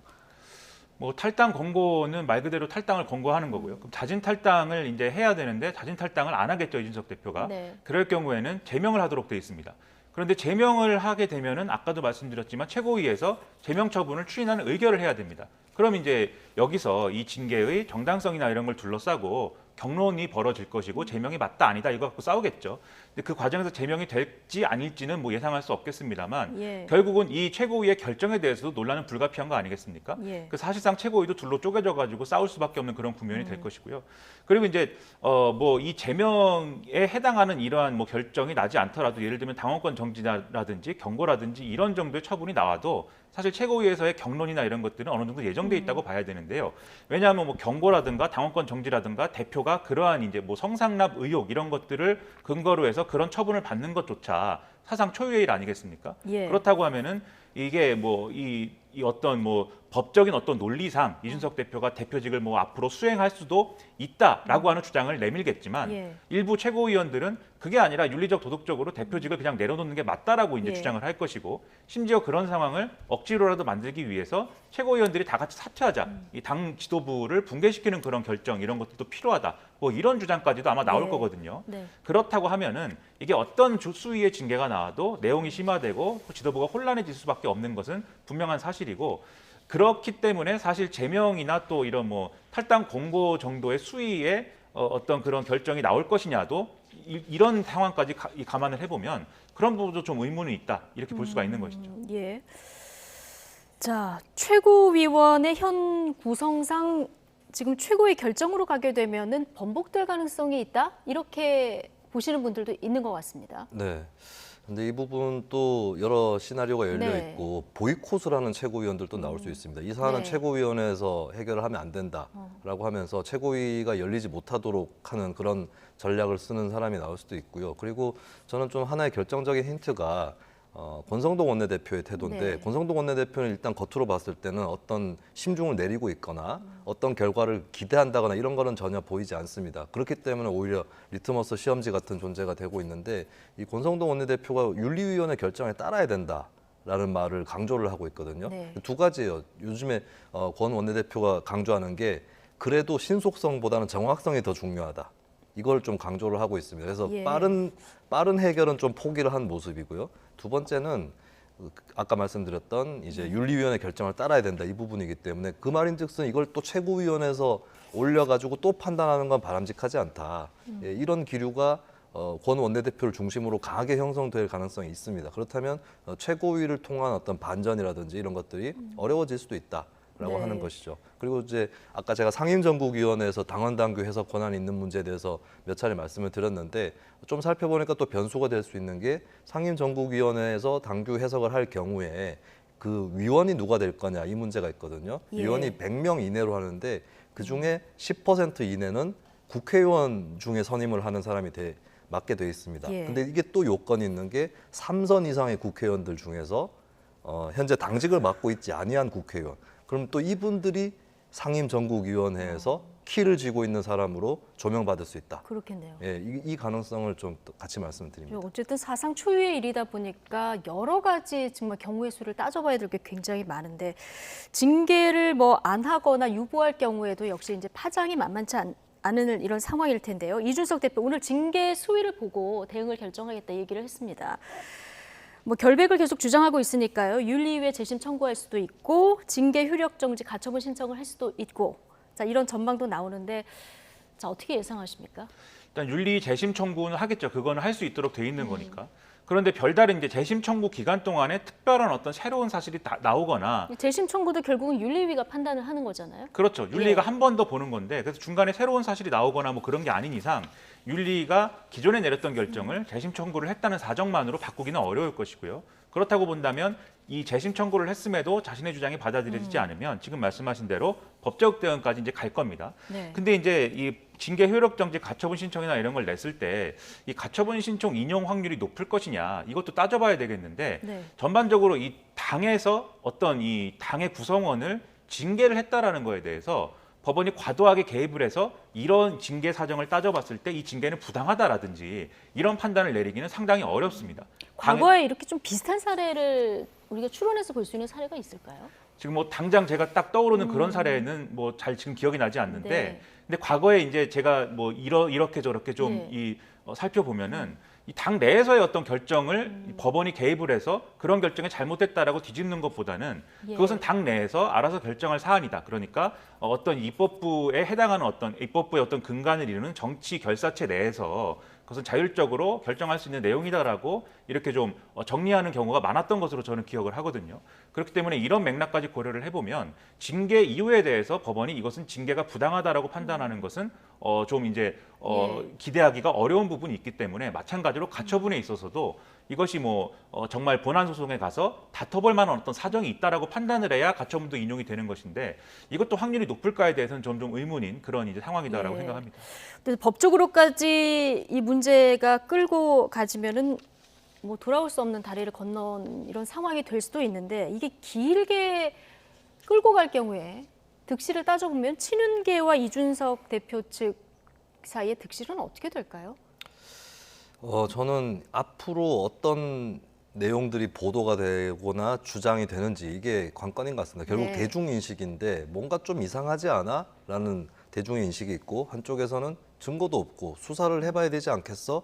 라는 인식이 있는데 네. 사실 이제 이게 그게 되게 중요한 부분입니다. 사법적인 게 아니라는 거죠, 결국에. 정치적으로 여론이 중요한 부분이 또 달려있는 것인데 전자 쪽, 그러니까 이상하다. 아무래도 이상하지 않느냐, 의혹이 있을 수밖에 없다. 라고 생각하는 대중이 많아진다면 이준석 대표 피해가 더 커지는 것이겠고요. 거꾸로라면 이제 윤석열 대통령의 윤핵관이라고 불리는 예. 이쪽이 더 커지는 건데, 근데 결국에 중요한 거는 이렇게 계속 대결이 장기화가 되면 뭐 국민의힘 전체의 손해라고 봐야 되겠죠. 그렇죠. 예, 근데 이제 이런 말로도 국민의힘 관계자 누구도 설득을 할 수 없는 것은 나중에 혹시나 더 큰 피해를 볼 수 있기 때문에 이번에 제대로 잡아야 된다라고 하는, 그러니까 잡아야 된다는 것은 양쪽의 입장에서는 이제 다르게 표현을 할 수 있는 거겠죠. 예, 그런 얘기를 할 수밖에 없는 거고, 그러면 그럴수록 결국에 제로섬 게임, 치킨 게임으로 돌입할 수밖에 없다. 예, 이 얘기입니다. 근데 한편으로 또 다르게 드리고 싶은 얘기는, 결국에 그럼 제가 말씀드린 걸 종합해서 보면 그러면 국민의힘이 아닌 민주당이나 이쪽에서는 득을 보는 것이냐. 예. 예, 저는 그것도 아니라고 말씀을 드립니다. 이게 선거에서는 뭐 한 표라도 이기면 이기는 것이지만 지금은 선거 상황도 아닌 것이고, 한쪽에 대해서 국민의 지지가 떨어진다고 해서 다른 쪽에 올라가는 그런 법은 없습니다. 예. 그렇기 때문에 민주당도 이런 시국일수록 본인들을 또 스스로를 돌보는 그런 행동을 취해야 될 것이다. 반사이득을 노리려고 해서는 안 될 것이다. 이 말씀도 같이 예. 드립니다. 말씀하신 대로 가까운 시일 내에 지금 선거가 없기 때문에 지금 이 내용이 더 장기화되고 있는 상황 아닌가 싶은데, 어쨌든 결과에 따라서 당내의 권력지형 변화도 좀 불가피한 상황이 되겠죠. 그렇죠. 이제 당 대표라는 이제 지도부의 공백 상태가 이제 만들어지는 것이기 때문에 네. 그 공백을 메꾸기 위해서 뭐 각자 막 움직이지 않겠습니까? 지금 이제 이런저런 언론에 보도되는 내용이라든지 뭐 돌아다니는 얘기 이런 것들을 종합을 해보면 벌써 당권 주자들은 여러 가지 시나리오를 대비해서 네. 적극적으로 움직이고 있는 상황으로 보여요. 그래서 예를 들면 권성동 원내대표의 경우에는 아무래도 이준석 대표의 좀 이렇게 좀 편을 들고 있는 게, 예. 만약에 이준석 대표가 조기 낙마를 하게 되면 권성동 원내대표가 일종의 비대위원장 역할을 한다든지 이런 역할을 지금 해야 되는 것이고, 그럴 경우에는 이준석 대표 이후에 있을 전당대회 출마나 이런 것들이 어려워지기 때문이다. 이런 해석이 벌써 나오는 것이고, 그리고 이제 이준석 대표가 이제 직을 잃을 경우에는 당장 잔여 임기에 해당하는 그 기간 동안을 수행할, 즉 잔여 임기를 갖고 있는 대표를 선출을 해야 되는데, 그러면 이제 내년 6월까지가 임기가 되는 것이고, 그럴 경우에는 차기 총선의 공천권을 행사할 수 없는 대표가 되기 때문에 네. 그러면 그런 대표인 경우에도 이 전당대회가 조기 전당대회가 열린다고 하면은 거기에 출마할 거냐? 이것도 당권 주자별로 이해관계가 지금 갈리는 거거든요. 그렇죠. 당원 당규에 잔여 임기 1년 조항이 있기 때문에 이것 때문에 지금 더 그렇죠. 그래서 이렇게 이해득실이 있는 거죠. 그렇죠. 예. 그래서 어떤 사람은 그런 정도의 대표라도 하겠다는 것이고, 어떤 사람은 그런 정도의 대표라면 안 하고 일단 내년 6월에 다시 그때 가서 도전하겠다라고 하는 것이고, 이런 계획들이 이제 서로 엇갈리고 있기 때문에 이걸 전제로 한 여러 가지 합종 연행의 수들이 나타날 예. 것이고요. 그리고 이런 가능성도 지금 거론이 되고 있죠. 아예 그러면 이번에 이준석 대표가 낙마할 경우에 예. 당규를 개정을 해서 잔여 임기만 가지고 치르는 전당대회가 아니라 아예 그러면 충분한 임기를 가질 수 있는 이 당 대표를 선출을 하자 이번에. 예. 그렇게 나오는 이제 그렇게 이 논의를 진행을 하자라는 이제 의견도 있기 때문에 이런 여러 가지 경우의 수들을 놓고 그야말로 합종 연행이 굉장히 뜨거울 것이다라고들 분석을 하는 겁니다. 예. 당원 당규 개정 얘기가 나올 수도 있다는 얘기도 해주셨고요. 조기 전대나 비대위로 갈 가능성 얘기를 하시는 분들도 있는데, 가능성 얼마나 된다고 보십니까? 네, 비대위 가능성은 이제 어쨌든 뭐 이유야를 불문하고 이 대표가 이제 낙마를 했을 경우에 이 자체가 어쨌든 당 입장에서는 부끄러운 일이다라는 인식, 이런 것들이 좀 확고해지면은 이것도 역시 좀 비대위를 통해서 뭔가 치유를 해야 되는 거 아니냐, 이런 얘기는 충분히 나올 수 있다고 봅니다. 당원 당규 개정도 충분히 있을 수 있는 시나리오. 예. 왜냐하면 이제 시간이 총선 때까지 남아 있는 시간, 이런 것들을 좀 감안을 했을 때 이것을 이제 뭐 결국엔 지금 몇 년이 남아 있는 거죠? 2024년이니까 2년이 남아 있는 네. 거잖아요. 근데 당 대표 임기가 보통 2년이기 때문에 이거를 굳이 1년을 끊고 그다음 1년을 한다. 이것보다는 2년을 통으로 한다라고 생각될 여지가 많습니다. 그러다 보면 이제 잔여 임기가 아니라 2년으로 이번에 뽑는 대표는 2년으로 하자. 이것도 이제 가능성이 꽤 커 보입니다. 예. 자, 여러 가지 경우의 수를 저희가 따져봤습니다만은 윤리위 최종 결정은 뭐 오늘 안에 나올지 자정을 넘길지 좀 지켜봐야 되는 상황이고요. 이준석 대표가 혹시 다시 나와서 소명을 마치고 나오는 길에 발언을 하게 되면 저희가 현장을 다시 연결해 보도록 하겠습니다. 자, 그런데 지금 징계 수위를 두고서 정치권에서 여러 가지 이제 분석들이 나오는데, 국민의힘이 강한 징계를 하기는 어려울 것이다, 이런 전망들도 좀 나오고 있습니다. 김종민 민주당 의원, 그리고 진중권 전 동양대 교수 발언 차례로 듣고 오시겠습니다. 저는 하기 쉽지 않을 거라고 봅니다. 징계를 하기 쉽지 않다? 그럴 능력이 없어요, 국민의힘이. 그 이준석 정도 내칠 능력도 없는 정당인데 그래요? 그렇게 계속 괴롭히는 겁니다. 윤핵관이라는 분들인지 뭔지 하여간 다 뭉쳐가지고 비대위 가지고 2달, 3달을 이렇게 괴롭히고 흔들어대는 게 기존 기득권 정당의 대처도 참 옹졸하다. 징계가 내려질 것 같고 최소한 경고는 받지 않을까. 그 이상으로 때리게 되면 아마 국민의힘 진짜 감당하기 힘들 것 같거든요. 왜냐하면 솔직히 말하면 국민의힘에 공격수가 없어요. 그러니까 민주당을 상대로 해가지고 싸울 수 있는 싸움을 할 줄 아는 정말 몇 안 되는 사람 중에 하나가 또 이준석 대표인데 그게 문제는 뭐냐면 공격수가 빠지는데 그치지 않고 이 공격수가 자기들을 공격할 수가 있거든요. 자, 진중권 교수는 경고 정도 나올 것이다 이렇게 예상을 했고요. 김종민 의원은 징계하기가 의외로 쉽지 않을 것이다 이런 전망을 했는데, 자 어쨌든 지금 진중권 교수 얘기 중에서 자 국민의힘이 그 이상 때리면은 경고 이상 때리면은 감당을 못할 것이다 이렇게 얘기를 했거든요. 동의하십니까? 진중권 교수나 김종민 의원이나 공통으로 전제하는 것은 이준석 대표는 국민의힘에 필요한 존재이다라고 하는 것은 공통으로 전제를 하는 거거든요. 근데 두 사람의 차이가 좀 있는 것 같아요. 뭐냐면 이제 예를 들면 박지원 전 위원장에 대해서도 진중권 교수는 좀 이 출마할 수 있게 좀 해주지 그러냐 이런 입장인데, 근데 묘한 것은 국민의힘 일부 의원들도 좀 박지원 전 위원장 출마할 수 있게 해주는 게 좋지 않겠느냐는 얘기를 해요. 근데 이게 뭘 의미하냐면 출마를 해주는 게 좋은 건데 안 해주니까 저 당은 나쁜 당이다 이 얘기입니다. 아주 쉽게 얘기했을 때. 그러니까 전 민주당 의원들도 좀 그런 논리가 보여요. 그러니까 사실 민주당 의원들의 주적은 이준석 대표가 아니라 윤석열 대통령입니다. 그러면 결국에는 윤석열 대통령에게 타겟이 맞춰져 있는데, 그렇다면 이준석은 필요한 사람인데 잘라버렸다라고 하는 그 프레임이 좀 필요해 보이는 것 같거든요. 근데 그래서 지금 윤핵관의 비판 목소리가 민주당에서도 그렇죠. 오히려 많이 나오는 거죠. 저는 이게 국민의힘에서도 주의를 해야 될 게 이준석 대표를 두둔하는 쪽에서도 주의를 해야 될 게, 민주당은 어쩌면 오히려 민주당 다수 의원들은 이준석 대표의 징계를 기정사실화하고 있을 수도 있습니다. 기정사실화하고 있기 때문에 저 당은 저렇게 젊은 대표를 끌어내려버리네라는 그런 결론으로 또 충분히 치달을 수 있는 부분이거든요. 이런 것들을 좀 감안을 해야 될 것 같고, 그리고 이제 결국에 근데 당에 얼마나 기여를 했는지 이 부분을 가지고 윤리적 판단을 결부시키는 거, 이거는 좀 조심스럽게 이루어져야 될 일이 아닐까 싶어요. 결국에 제가 말씀을 드렸지만 대중들이 봤을 때 별 의혹도 분명치 않은 걸 가지고 젊은 대표를 밀어내기 위해서 그런 거 아니냐라는 여론도 한편으로 있지만, 다른 한편으로서는 분명히 수상한데 그대로 넘어가는 것이 오히려 더 이상한 거 아니냐라는 여론도 있습니다. 그리고 2030 세대의 지지를 잃게 될 것이다. 이준석 대표를 징계할 경우에 그런 예측들이 많이 나오는데, 사실 2030 세대도 굉장히 다양한 여론의 스펙트럼이 있고, 여론조사에서 보더라도 이준석 대표에 대해서도 태도가 다양합니다. 그렇기 때문에 이걸 하나로 묶어가지고 평가하는 건 굉장히 거칠고 어떻게 보면은 이제 폭력적인 평가일 수 있는 거거든요. 그렇기 때문에 이런 여론에 대한 평가라든지 앞으로의 어떤 정치적 손익에 대한 평가라든지 이런 부분들은 굉장히 주의를 기울여서 내려야 될 것이다. 이 말씀을 좀 드립니다. 예, 하나로 좀 묶어서 평가하는 좀 주의를 기울여야 된다. 자, 이런 얘기를 해주셨는데, 자 이준석 대표가 만약에 국민의힘에서 빠지게 되면은 공격수가 빠지는데 그치지 않고 그 공격수가 국민의힘을 공격할 수 있다. 자, 이런 얘기를 했거든요. 사실 이준석 대표가 지난 재보궐선거에서도 그렇고요.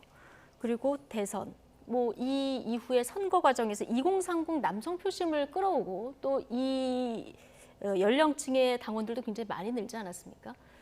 자, 이런 부분에 대한 얘기가 많이 나오는 것 같아요. 어떻게 보십니까? 김수인 평론가님이 폭력적인 해석이라고 하셨지만 또 정치 평론의 세계에서 그런 것들도 필요한 부분도 있는 것 같습니다. 어떤 시기에는. 그래서 이제 좀 단일하게 평가할 수 없다는 거에 동의를 하면서도 이준석 대표가 분명히 20대 남성에 해당하는 어떤 계층의 표를 이제 몰아온 건 사실이거든요. 그런데 최근까지 오는 과정에서 국민의힘에 대한 이 계층의 실망이 커진 것 또한 무시할 수 없는 부분이에요. 지금 윤석열 대통령과 대통령실을 중심으로 한 예를 들면 인사 문제라든지, 그리고 최근에 도어스태핑을 통해서 이 불거진 논란이라든지 이런 거에 대해서 이준석 대표를 지지했던 그 지금 지지층이 많이 이 부분에 대해서는 흔들리고 있다는 게 여론조사상으로도 일부 나타나고 있거든요. 그런 것들을 종합을 해볼 때 이준석 대표가 지금 이런 방식으로 이 징계를 받게 된다고 하면은 이 계층이 원래 이전에 대선의 승리는 이 계층이 또 국민의힘과 윤석열 대통령을 지지했기 때문에 승리했던 것인데, 이 계층이 떠날 수 있다라는 거는 당연히 이제 걱정할 수밖에 없는 대목이겠죠. 또 하나 이제 이 계층의 어떤 생각이랄까 세계관에 중요한 것은 이준석 대표가 정말 어떤 이 징계를 받을 만한 행위를 했다라고 한다면 지금 이 이준석 대표의 지지층도 뭐 미련 없이 이준석 대표를 아마도 이제 좀 포기할 준비가 다 돼 있다고 생각을 하는데 지금 묘하게 이준석 대표가 주장하고 있는 게 마치 이 근거가 있는 것처럼 하고 되는 이런 맥락들도 같이 형성이 되고 있는 거거든요. 앞서 말씀드린 일부 언론의 보도나 이런 것들을 보면은 뭐 윗선이 있다 뭐 이렇게 얘기하는 거에 대해서 이런 것들이 일부 영향이 있을 겁니다. 네. 그렇게 되면 이준석 대표가 적어도 이 경찰 수사나 이런 것들이 마무리되기 전까지는 본인의 억울함을 어떤 방식으로든지 간에 어떤 처지에 있든 간에 적극적으로 주장을 할 것이고 그건 결과적으로 국민의힘에 긍정적인 영향을 미칠 리는 없는 것이죠. 부정적인 영향을 미치게 되는 것이고 그리고 이제 새롭게 국민의힘에서 지도부를 맡을 사람들도 이준석 대표와 비교할 만큼의 어떤 센세이셔널한 그런 모습들은 아닐 거거든요. 예. 기성 정치에 상당히 답답하고 이 지금 이준석 대표 지지층의 젊은 지지층이 바라는 어떤 모습을 보여줄 수 없는 그런 지도부일 가능성이 크기 때문에 이게 다음 총선까지 이 계층의 지지를 회복할 수 있는 별도의 전략을 세우기가 상당히 난감해질 것이라고 저는 생각합니다. 전략을 세우기가 난감해질 거다. 자, 오세훈 서울시장도 이준석 대표가 중도 사퇴하면 이게 득보다 실이 많다. 자, 이런 얘기를 했는데 이준석 대표는 사실 지난 재보궐선거에서 오세훈 시장, 이준석 대표가 2030의 그 표심, 남성 표심을 굉장히 많이 몰아오지 않았습니까? 네. 더욱이 이런 발언의 배경에는 이 이유도 있을 것 같아요. 네, 근데 이게 또 해석의 여지가 갈릴 수 있는 게 네. 오세훈 시장은 선거 전에서 이대남 전략을 펴지 않았습니다. 안티페미니즘 전략을 전혀 펴지 않았거든요. 오세훈 시장은 펴지 않았지만 네. 이준석 대표가 선거운동을 돕는 과정에서. 근데 이 대표도 그때 선거운동에서 그게 주요 메시지는 아니었어요. 이게 본격적으로 떠오르는 것은 당대표가 되면서 더 강해진 거기 때문에 네. 오히려 오 시장 같은 경우는 그런 쪽에 거리를 두는 선거 전략을 폈고 실제로 20대 남성의 득표율이 윤석열 대통령이 얻었던 것보다 훨씬 높습니다. 오 시장이. 그렇기 때문에 꼭 그 부분은 이제 이 대표의 어떤 물론 이 대표의 센스라든지 이런 부분들은 분명히 그때의 오 시장의 당선에 확실히 기여했다라고 볼 수 있겠지만 네. 그 부분에 대해서 이제 어느 정도로 기여했느냐 그리고 어떤 방면으로 기여했느냐는 좀 평가가 다를 수 있을 것 같고요. 예. 저는 오 시장의 현 행보는 정치의 전략으로서 이해를 할 수 있는 부분이 이준석 대표가 만약에 사퇴를 하게 되거나 이런 경우에 그 지지층을 인수해줘야 되는 것이 또 정치 지도자들의 나름의 고민일 것입니다. 예. 그렇다면 일단은 편을 들어주는 것 이쪽으로 전략을 잡았을 것이다. 오 시장 같은 경우 이제 개혁 보수의 색채가 어느 정도 있고 또 안티페미니즘 이런 것과는 별개지만 어쨌든 이대남들의 지지가 높은 정치인이거든요. 예. 그 흐름들을 이어가기 위해서는 일단은 이 대표를 감싸는 그 전략을 취함으로써 앞으로 이 대표가 어떻게 되든 간에 이 대표의 지지층을 인수해서 계속해서 대선까지 갖고 가려고 하는 그 전략은 분명히 생각을 했을 겁니다. 전략적으로 나쁘지 않다 이렇게 보시는 거예요. 네, 사실 이렇게 제가 말씀드리면 이제 오세훈 시장도 가치 판단보다는 전략에 따라서 행동한 거냐 이렇게 네. 말씀하신 분들이 계신데 정치인은 가치 판단도 하고 전략 판단도 동시에 한다. 이 말씀을 이제 전제를 하고 말씀을 드렸습니다. 지금 말씀하신 부분이 오세훈 시장으로서는 잃을 수 없는 부분이에요. 왜냐하면 이 지난 이제 서울시장 재보궐선거에서 뭐 김수민 평론가님이 안티페미니즘 전략이나 이런 것들이 없었다라고 말씀하셨지만 그것이 전면화되는 그런 전략은 없었습니다만은 20대 남성을 중심으로 한 이 젊은 계층을 유세차에 적극적으로 올린다든지 연설의 기회를 준다든지 그리고 중간에 논란이 있었습니다만은 선거대책본부에 주요 직책을 준다든지 이런 전략을 굉장히 전면에 서서 밀어붙인 게 이준석 대표였고 오세훈 시장이 본인이 뭐 이렇게 젊은 어떤 모습을 보이거나 젊은 어떤 사람들을 막 중용하는 모습을 본인이 보이지 않았더라도 그것에 플러스 요인이 있었기 때문에 오세훈 시장도 그 지지층을 이 국민의힘이 거의 그 시점에서는 그 맥락에서는 최초로 이제 20대, 30대 남성 지지층에 상당한 지지를 얻게 된 그런 연결고리였던 거거든요. 그런데 지금 이 시점에 오세훈 시장이 이준석 대표는 징계를 받아도 어쩔 수 없다라는 식의 메시지를 내게 되면 이 중요한 연결고리를 오세훈 시장은 포기해야 하게 되는 거예요. 그걸 바라지 않겠죠, 당연히. 그러니까 여기에 대해서는 우호적인 목소리를 낼 수밖에 없는 처지이기도 한 겁니다. 알겠습니다. 자, 정치권 관심이 집중된 이준석 대표에 대한 윤리위 판단 곧 내려질 텐데 지금 윤리위는 잠시 휴정이 된 이런 상태라는 소식도 전해지고 있습니다. 결과가 속보로 전해지는 대로 바로 전해드리겠습니다. 나이트 포커스 오늘은 김민아, 김수민 두 분 시사평론가와 함께했습니다. 고맙습니다.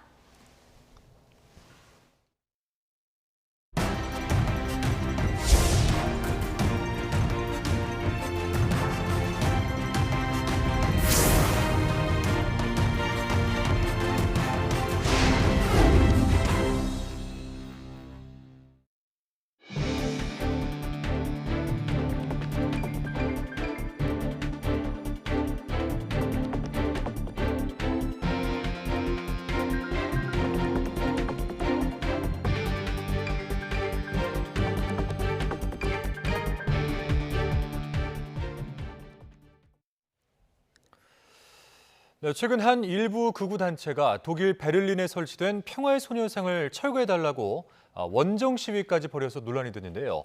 이런 와중에 서울 지역의 한 대학 교수가 강의에서 역사 왜곡 발언을 해서 또 논란이 일고 있습니다. 일제강점기 시절에 일본군 위안부 피해자 다수가 생계가 어려워져 자발적으로 나선 거라고 하는가 하면 일제 침략을 당하게 된 가장 큰 책임은 조선에 있다고 말하기도 했습니다. 임성재 기자가 단독 보도합니다. 경희대 철학과 최모 교수가 지난달 2일 온라인으로 진행한 전공 수업 영상입니다. 20세기 초 제국주의 시대를 설명하면서 일제의 조선 침략 과정을 언급하던 최 교수는 1910년 경술국치의 가장 큰 책임은 조선에 있다면서 고종 황제가 뒷돈을 받고 나라를 팔아넘겼다고 말합니다. 고종이 자기는 잘 살게 해주면 자기 지금 그때 돈이 많이 떨어져 있었거든. 근데 그 돈 많이 주고 잘 살게 해준다니까. 그러면 당신이 그 나라 책임지시오 이렇게 한 거야. 일제가 처음으로 사유재산권을 도입하며 한국 자본주의 토대가 마련됐다는 식민지 근대화론에 기반을 둔 주장도 합니다. 일본 놈들이 토리조사해가지고 그냥 시행하는 걸 해가지고 했다 그러는데 그 합의에서 여러분 일본은 우리나라를 근대 국가로 만들기 잘했어요. 다른 날 수업에선 일본군 위안부 피해자 다수가 자발적 매춘이었다는 주장도 한 것으로 전해졌습니다. 위안부는 자발적으로 매춘을 한 거다. 그러니까 성매매 여성들 우리가 그렇게까지 막 뭔가 위해주고 뭔가 그럴 필요는 없다. 좀 불편했다. 약간 좀 불쾌했다. 그런 느낌이었어요. 학생들 반발이 거세지자 최 교수는 일제 침략 자체를 옹호한 게 아니라고 해명하면서도 일본군 위안부는 강제로 끌려간 사람보다 생계를 위한 자발적 참여가 많다는 주장을 굽히지 않았습니다. 하지만 YTN 취재진이 공식적인 입장을 문의하자 뒤늦게 자신은 역사 전문가가 아니라면서 해당 발언이 문제가 되면 철회하겠다고 태도를 바꿨습니다. 역사학계에선 일부 경제통계만 부각하며 한국 근대화의 시작을 일제 지배에서 찾는 논리는 침소봉대라고 지적합니다. 일본인들 중심의 그런 통계라고 할 수 있고 경제 성장이라고 하는 것은 사실은 조선인들에게는 별다른 의미가 없는 그런 것이었다고 볼 수가 있죠. 경제뿐만 아니라 정치라든가 사회라든가 문화라든가 여러 측면을 다 함께 고려해서 식민지의 역사상을 우리가 생각해야 되는데 대학가에선 일제강점기를 둘러싼 역사 왜곡 논란이 끊이지 않고 있습니다. 지난해 11월 성균관대 공식 웹진엔 일제강점기가 우리나라 성장의 기반이 됐다는 글이 올라왔다가 논란이 일자 삭제됐고 2019년엔 류석춘 당시 연세대 교수가 강의 중 위안부는 매춘의 일종이란 발언을 해 피해자들의 명예를 훼손한 혐의로 재판을 받고 있습니다. YTN 임성재입니다. 한 업체가 정부의 연구지원금 수억 원을 받은 후에 기술 개발을 전혀 하지 않아 사업의 수행평가에서 낙제점을 받았었는데 이 결과가 돌연 뒤집혔다라는 소식을 최근에 저희가 전해드렸습니다. 그런데 저희 YTN이 추가로 취재한 내용에 따르면 이 업체에 대한 결과가 뒤집히기 직전 한 국회의원실이 이 평가를 하는 기관 측에 직접 연락한 사실을 확인했습니다. 해당 의원실은 외압 의혹에는 선을 그었지만 일단 진위 여부를 떠나서 국가지원사업 심의평가를 하는 공기관에 의원실에 연락했다는 것 자체가 부적절했다는 비판이 나오고 있습니다. 김태원 기자가 단독 보도합니다. 지난 2019년 중소기업기술정보진흥원에 스마트 공장 기술개발 사업 대상업체로 선정돼 정부 지원금 6억 원을 받은 A업체. 하지만 기술개발 실적이 전혀 확인되지 않아 사업 수행에서 극히 불량 판정을 받고 지원금을 모두 반납해야 할 처지가 되자 민주당 소속 비국회의원실에 연락했습니다. 평가가 불공정했다며 잘 살펴봐달라고 요청한 겁니다. 비 의원은 A업체가 소재한 지역의원으로 지난 3월 A사 대표에게 표창을 수여하는 등 안면이 있는 사이였습니다. 민원을 접수한 비 의원실은 중소벤처기업부를 거쳐 진흥원에 연락한 뒤 A사 등에 대한 평가 자료를 보내라고 요구했습니다. 낙제점을 받은 경위가 뭔지 자료를 보고 판단하겠다는 거였습니다. 여기에 그치지 않고 A사 등이 제기한 이의 신청에 대해 재심을 맡은 심의위원회가 어떤 결론을 내는지도 회신해달라고 요구했습니다. 진흥원 내부에선 국회의원실이 특정 기업의 사업 수행 평가 자료를 전부 요구한 건 이례적이라는 반응이 나왔습니다. 비 의원실이 자료를 요구했다는 소식은 이의 신청 심의를 앞둔 위원들에게도 전달됐습니다. 이후 열린 심의위에서는 A사 등에 대한 극히 불량 판정이 미흡으로 완화됐습니다. 성과는 부족하지만 과제를 성실히 이행하려 한 걸로 보인다는 두루뭉술한 이유가 덧붙었습니다. 덕분에 A사는 정부 지원금을 반납하지 않게 된 건 물론 향후 정부 사업 참가 자격도 유지하는 등 모든 제재를 피했습니다. 진흥원 안팎에서 외압 논란이 일자 비의원실은 지역기업인이 고충을 토로해온 만큼 해당 판정에 대한 사실관계만 파악한 거라고 해명했습니다. 또 이의 신청 심의위를 개최한다는 통보가 너무 촉박하게 전달된 사실 정도만 지적했다며 판정에 영향을 미칠 의도는 없었다고도 말했습니다. 하지만 국가지원 사업에 대한 평가가 완료되지 않았는데도 민원인 부탁만 듣고 국회의원실이 평가기관에 전화한 것 자체가 부적절하다는 비판이 나옵니다.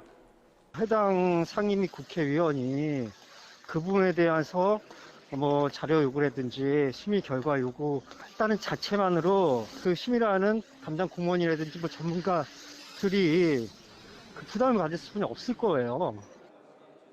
한 국회의원의 지역구민 챙기기로 혈세 낭비를 막기 위한 검증 절차가 무력화된 것 아니냐는 지적은 피하기 어려워 보입니다. YTN 김태원입니다. 해외에서 국내에 있는 스마트폰에 접속해 전화금융 사기를 벌인 일당이 경찰의 무더기로 붙잡혔습니다. 010으로 시작하는 개인 번호에는 아무래도 피해자들이 응답하는 경우가 많다는 점을 이용한 건데요. 이들 조직으로부터 고수익을 약속받고 범행에 가담했다가는 범죄자로 전락하는 경우가 적지 않습니다. 차상은 기자입니다. 길을 걷다가 경찰에 붙잡힌 한 남성. 배낭을 열어보니 전원이 켜져 있는 스마트폰 수십 대가 빼곡히 들어있습니다. 휴대전화가 고장나 수리를 맡겼으니 연락한 번호로 대화하자는 문자 메시지가 고스란히 남아있습니다. 전화금융 사기, 이른바 보이스피싱을 시도하던 조직원이 현행범으로 체포되는 모습입니다.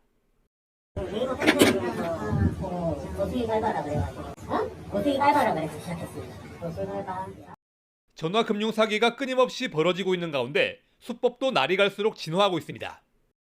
해외에 거점을 둔 사기 조직은 구글이나 삼성 등에서 제공하는 스마트폰 연동 기능을 이용해 불특정 다수에게 금융사기 문자 메시지를 뿌렸습니다. 이런 방법을 쓰면 010으로 시작하는 개인 번호가 발신 번호로 뜨게 됩니다.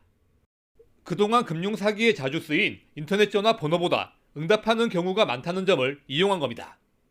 원룸이나 고시원을 빌리기도 하지만 배낭이나 여행용 가방에 발신용 스마트폰을 담아다니며 경찰 추적을 피하는 경우도 적지 않습니다. 고수익을 주겠다며 스마트폰을 관리할 국내 조직원을 끌어모았는데 아버지와 중학생 아들이 함께 가담한 사례도 확인됐습니다. 일주일에 휴대전화기 한 대를 관리하면 5만 원이라는 고수익을 얻을 수 있기 때문에 이런 범행을 계속 빠져들고 있는 실정입니다. 이들 사기 조직의 속은 피해자는 확인된 것만 73명, 피해 금액은 30억 원이 넘습니다. 경찰은 국내 조직원 50명을 붙잡아 37명을 구속하고 범행에 쓰인 스마트폰 1,800대를 압수했습니다. YTN 차상입니다. 명품 옷과 가방 그리고 액세서리 등의 위조품을 판매한 업자들이 무더기로 적발됐습니다. 심지어 골프 박람회에서까지 대놓고 골프옷 위조품을 판매했던 것으로 드러났습니다. 차유정 기자입니다. 수백만 원을 호가하는 명품 가방들입니다. 명품 브랜드 티셔츠와 고가 가죽 벨트들도 많고 골프채도 있습니다. 모두 위조품입니다. 서울시가 올 상반기 단속을 해서 짝퉁 2,500여 점을 적발했습니다. 한 업자는 강남의 한 골프 박람회에서 수십만 원짜리 골프 의류의 위조품을 판매했습니다. 중국 인터넷 사이트에 있던 가짜 골프채 세트를 국내 사이트에 등록해서 판매한 업자도 있었습니다. 서울 명동의 빈 점포를 단기 임대해 이른바 떴다방으로 짝퉁 옷을 팔기도 했고 남대문 시장에서 명품 보석을 본뜬 가짜를 직접 만들어 팔다 걸리기도 했습니다. 최근에 대규모의 거래에서 소금의 형태로 바뀌었고요. 최근에 MZ세대의 과시욕구 성향 경향으로 인해서 인터넷으로 거래가 활발해지고 있는 추세입니다. 위조 상품을 유통 판매 복원하면 관련 법에 따라 7년 이하의 징역 또는 1억 원 이하의 벌금을 받을 수 있습니다. 시는 위조품은 제품에 정품 인증 태그가 없고 온라인에선 상품 상세 설명이 없거나 게시판 등에서 정품 여부에 대해 명확한 답변을 하지 않는 경우가 많다며 구매 시 주의를 당부했습니다. YTN 차유정입니다. 네, 감사원이 병무청의 병역자원관리 전반에 대한 예비 감사에 착수했습니다. 감사원은 현재 관련 자료를 병무청에 요청한 상태로 여기에는 최근 병역기피 혐의로 고발당한 은성수 전 금융위원장의 차남인 A씨 관련 자료도 포함된 것으로 전해졌습니다. 감사원 관계자는 병무청에서 A씨를 포함한 병역기피 의혹 사례에 대한 자료를 제출받을 것이라고 말했습니다. 감사원은 자료 검토 후 본감사 여부를 결정할 예정입니다. 앞서 병무청은 A씨를 병역법 위반 혐의로 경찰에 고발했습니다. 군 입대를 미루고 미국 영주권을 취득한 A씨는 국외 여행 허가 기간을 넘겨 미국에 체류하고 있는 것으로 알려졌습니다. 오늘 오후 5시 50분쯤 강원도 평창강에서 70대 남성이 숨진 채 발견됐습니다. 소방은 지난 5일 다슬기를 채취하러 강으로 간 73살 이모 씨가 사라졌다는 이 가족들의 신고를 받았고 신고 이틀 만에 실종 추정 위치에서 5km 정도 떨어진 강변에서 숨진 이 씨를 찾았습니다. 경찰과 소방은 이 씨가 우천 때문에 불어난 강에서 익사한 것으로 보고 있습니다. 오늘 오후 1시 40분쯤 인천 삼산동 굴포천 자전거도로에서 20대 남성 A씨가 물에 빠졌다는 신고가 접수됐습니다. 사고 당시 검은색 상하의를 입고 있던 A씨는 119 구급대에 의해 병원으로 이송됐지만 끝내 숨졌습니다. 사고 목격자는 숨진 A씨가 난간 쪽에 걸터 앉아 있다가 투신했다고 경찰에 진술했습니다. 네, 보건의료 분야의 직종별 임금 격차가 10년 전보다 더 커진 것으로 조사됐습니다. 의사의 평균 임금은 약사의 3배, 간호사의 5배 가까운 수준으로 나타나면서 직종별 임금 격차가 의료 인력 부족 문제와 함께 의료계에서 풀어야 할 숙제로 지적됐습니다. 기정훈 기자가 전해드립니다. 의료 인력 숫자만 놓고 보면 우리나라 의료 서비스는 갈 길이 멉니다. OECD 국가 평균과 비교해 의사는 70%에 못 미치고 간호사는 절반 수준. 간호조무사를 제외한 대부분 직종이 평균의 한참 아래입니다. 그럼에도 병원 문턱은 가장 낮았습니다. 국민 한 명이 1년에 받는 외래 진료 건수는 17.2건으로 10년 전 12.9건에서 크게 늘면서 OECD 평균의 2.5배나 됩니다.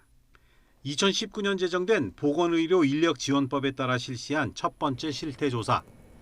보건의료 분야 20개 직종 200만 명을 대상으로 각종 행정자료까지 총동원해 광범위하게 조사했습니다. 수요에 비해 인력이 부족한 현실이 확인됐습니다. 면허 소지자의 임상활동 비율은 의사는 83.4%로 상대적으로 높은데 간호사는 51.8%로 평균에 못 미쳤습니다. 직종 간 임금 격차는 점점 벌어졌습니다. 일반 의사 평균 임금을 100으로 봤을 때 10년 전엔 절반 가까이 받던 약사는 3분의 1 수준으로 떨어졌고 간호사도 차이가 벌어지며 의사의 5분의 1 수준이 됐습니다. 10년 전엔 큰 차이 없던 치과 의사도 10% 넘게 차이를 벌였고 한의사의 수입은 의사의 절반 이하가 됐습니다. 인력 고령화도 심각한 문제입니다. 의사와 약사, 간호사의 3개 직종의 평균 연령이 모두 10년 전보다 4살가량 많아지며 의료 인력 고령화가 빠르게 진행되고 있습니다. 국민의 고령화와 함께 보건의료 인력도 고령화가 될 겁니다. 이 말은 고령화로 인해서 그 의료 서비스가 증가하는 시기에 보건의료 인력도 은퇴 시점을 맞이하게 된다는 거거든요. 그래서 향후에는 보건의료 인력의 부족 문제를 좀 주목해야 될 점이라고 생각을 합니다. 전 세계 공통인 지역별 불균형 문제는 우리도 예외가 아니어서 의사와 약사는 서울에, 간호사는 광주와 서울에 가장 많은 인력이 집중된 것으로 나타났습니다. YTN 기정훈입니다. 네, 이번 달부터 전기요금이 오르면서 특성상 전기를 많이 쓸 수밖에 없는 업주들이 울상을 짓고 있습니다. 특히 PC방이나 노래방 점주들은 임대료보다 비싼 전기요금을 감당해야 할 처지에 놓였습니다. 보도에 윤혜리 기자입니다. 손님이 뜸한 오전에도 에어컨 4대가 쉴 새 없이 돌아갑니다. 예년보다 일찍 찾아온 무더위에 손님 끊길까 봐 가동을 멈출 순 없습니다. 지금 이번 달 들어서면서 이제 폭염이다 이제 뭐 장마다 해가지고 지금 뭐 아침부터 이제 저녁 24시간 지금 풀 가동을 하고 있는 상황입니다. 좌석 80여 개 규모의 매장 월세가 300만 원 초반인데 지난달 전기요금은 200만 원 넘게 나왔습니다. 에어컨을 절반만 켰는데도 이 정도니 전기요금이 오른 상황에서 풀가동하는 이달엔 얼마나 나올지 한숨부터 앞섭니다. PC방 업주들의 부담이 커지자 가맹점주들에게 전기요금 일부를 지원해주겠다는 곳도 생겼습니다.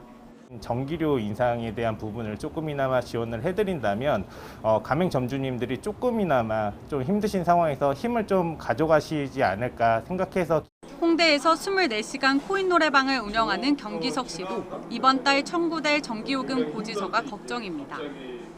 누진세가 풀가동하게 되면 붙거든요. 그렇게 되면은 최소 150에서 그 이상 나올 거로 예상이 되고 있어요. 이게 전기세가 오르는 거에 대해서 굉장히 좀 부담이 많이 되고 우려스럽고.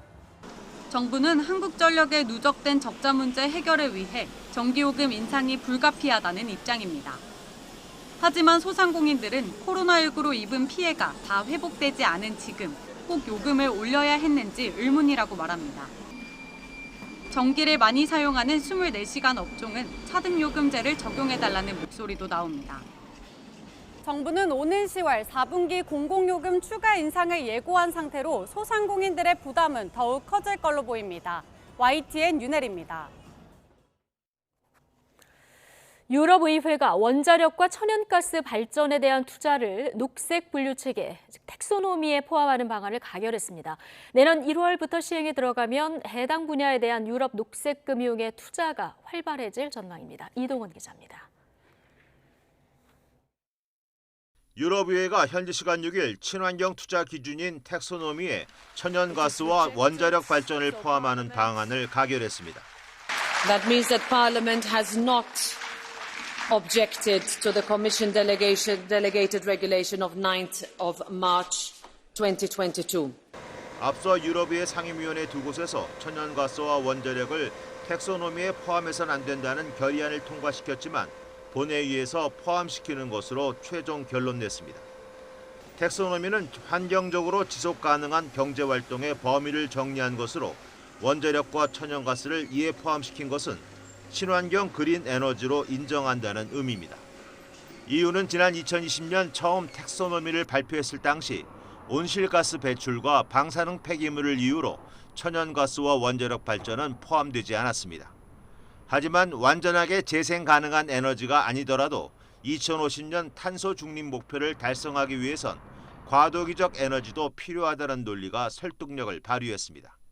다만 신규 원전은 2045년 이전에 건설 허가를 받아야 하고 2050년까지 고준위 핵 폐기물 처분장 운영 계획을 수립해야 한다는 조건을 달았습니다.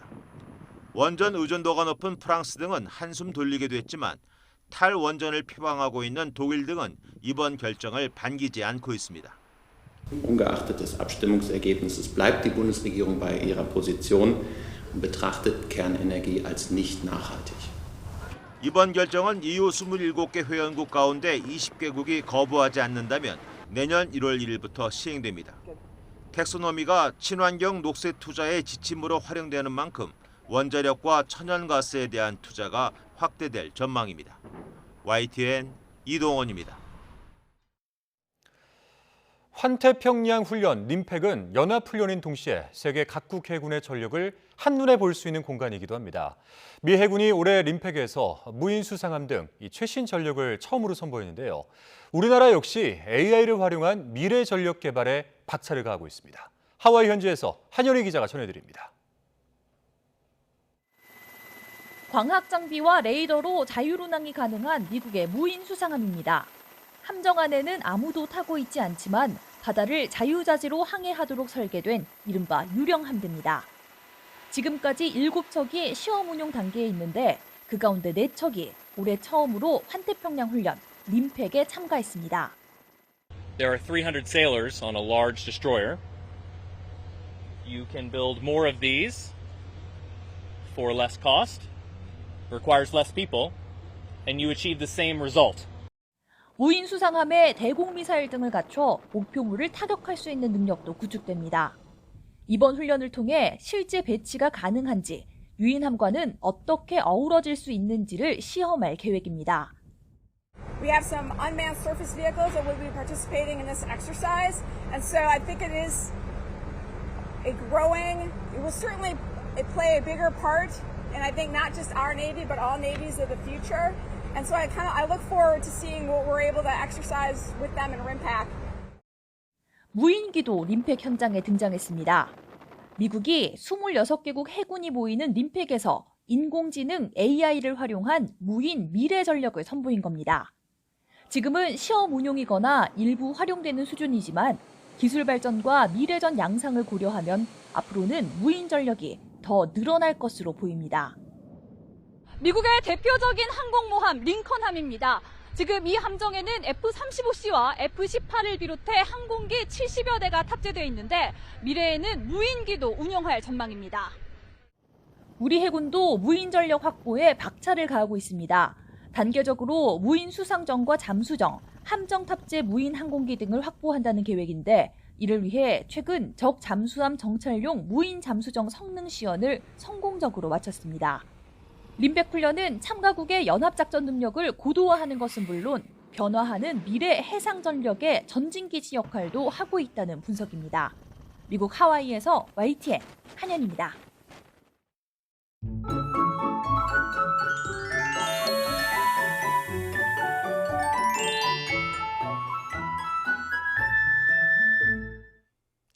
기온과 습도가 모두 높은 꿉꿉한 날씨가 이어지고 있습니다.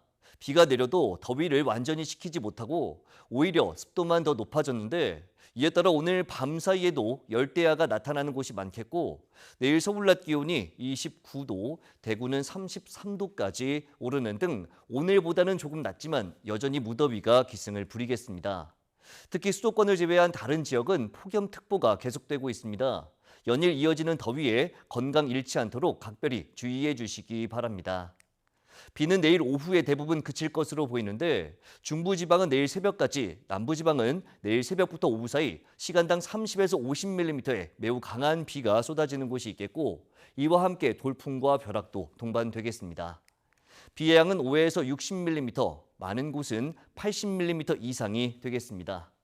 내일 아침 기온 오늘과 비슷한 수준을 보이겠습니다. 서울 25도, 대전 26도, 광주 26도, 부산 25도로 예상됩니다. 낮 기온은 오늘보다 1, 2도가량 낮겠습니다. 서울 29도, 대전 32도, 광주 32도, 포항 33도로 예상됩니다. 주말에는 장마가 쉬어가면서 날이 더 더워질 전망입니다. 날씨 정보였습니다. 네, 목요일 뉴스나이트 마치겠습니다. 저희는 내일 밤 9시 40분에 다시 찾아오겠습니다. 함께해 주신 여러분 고맙습니다.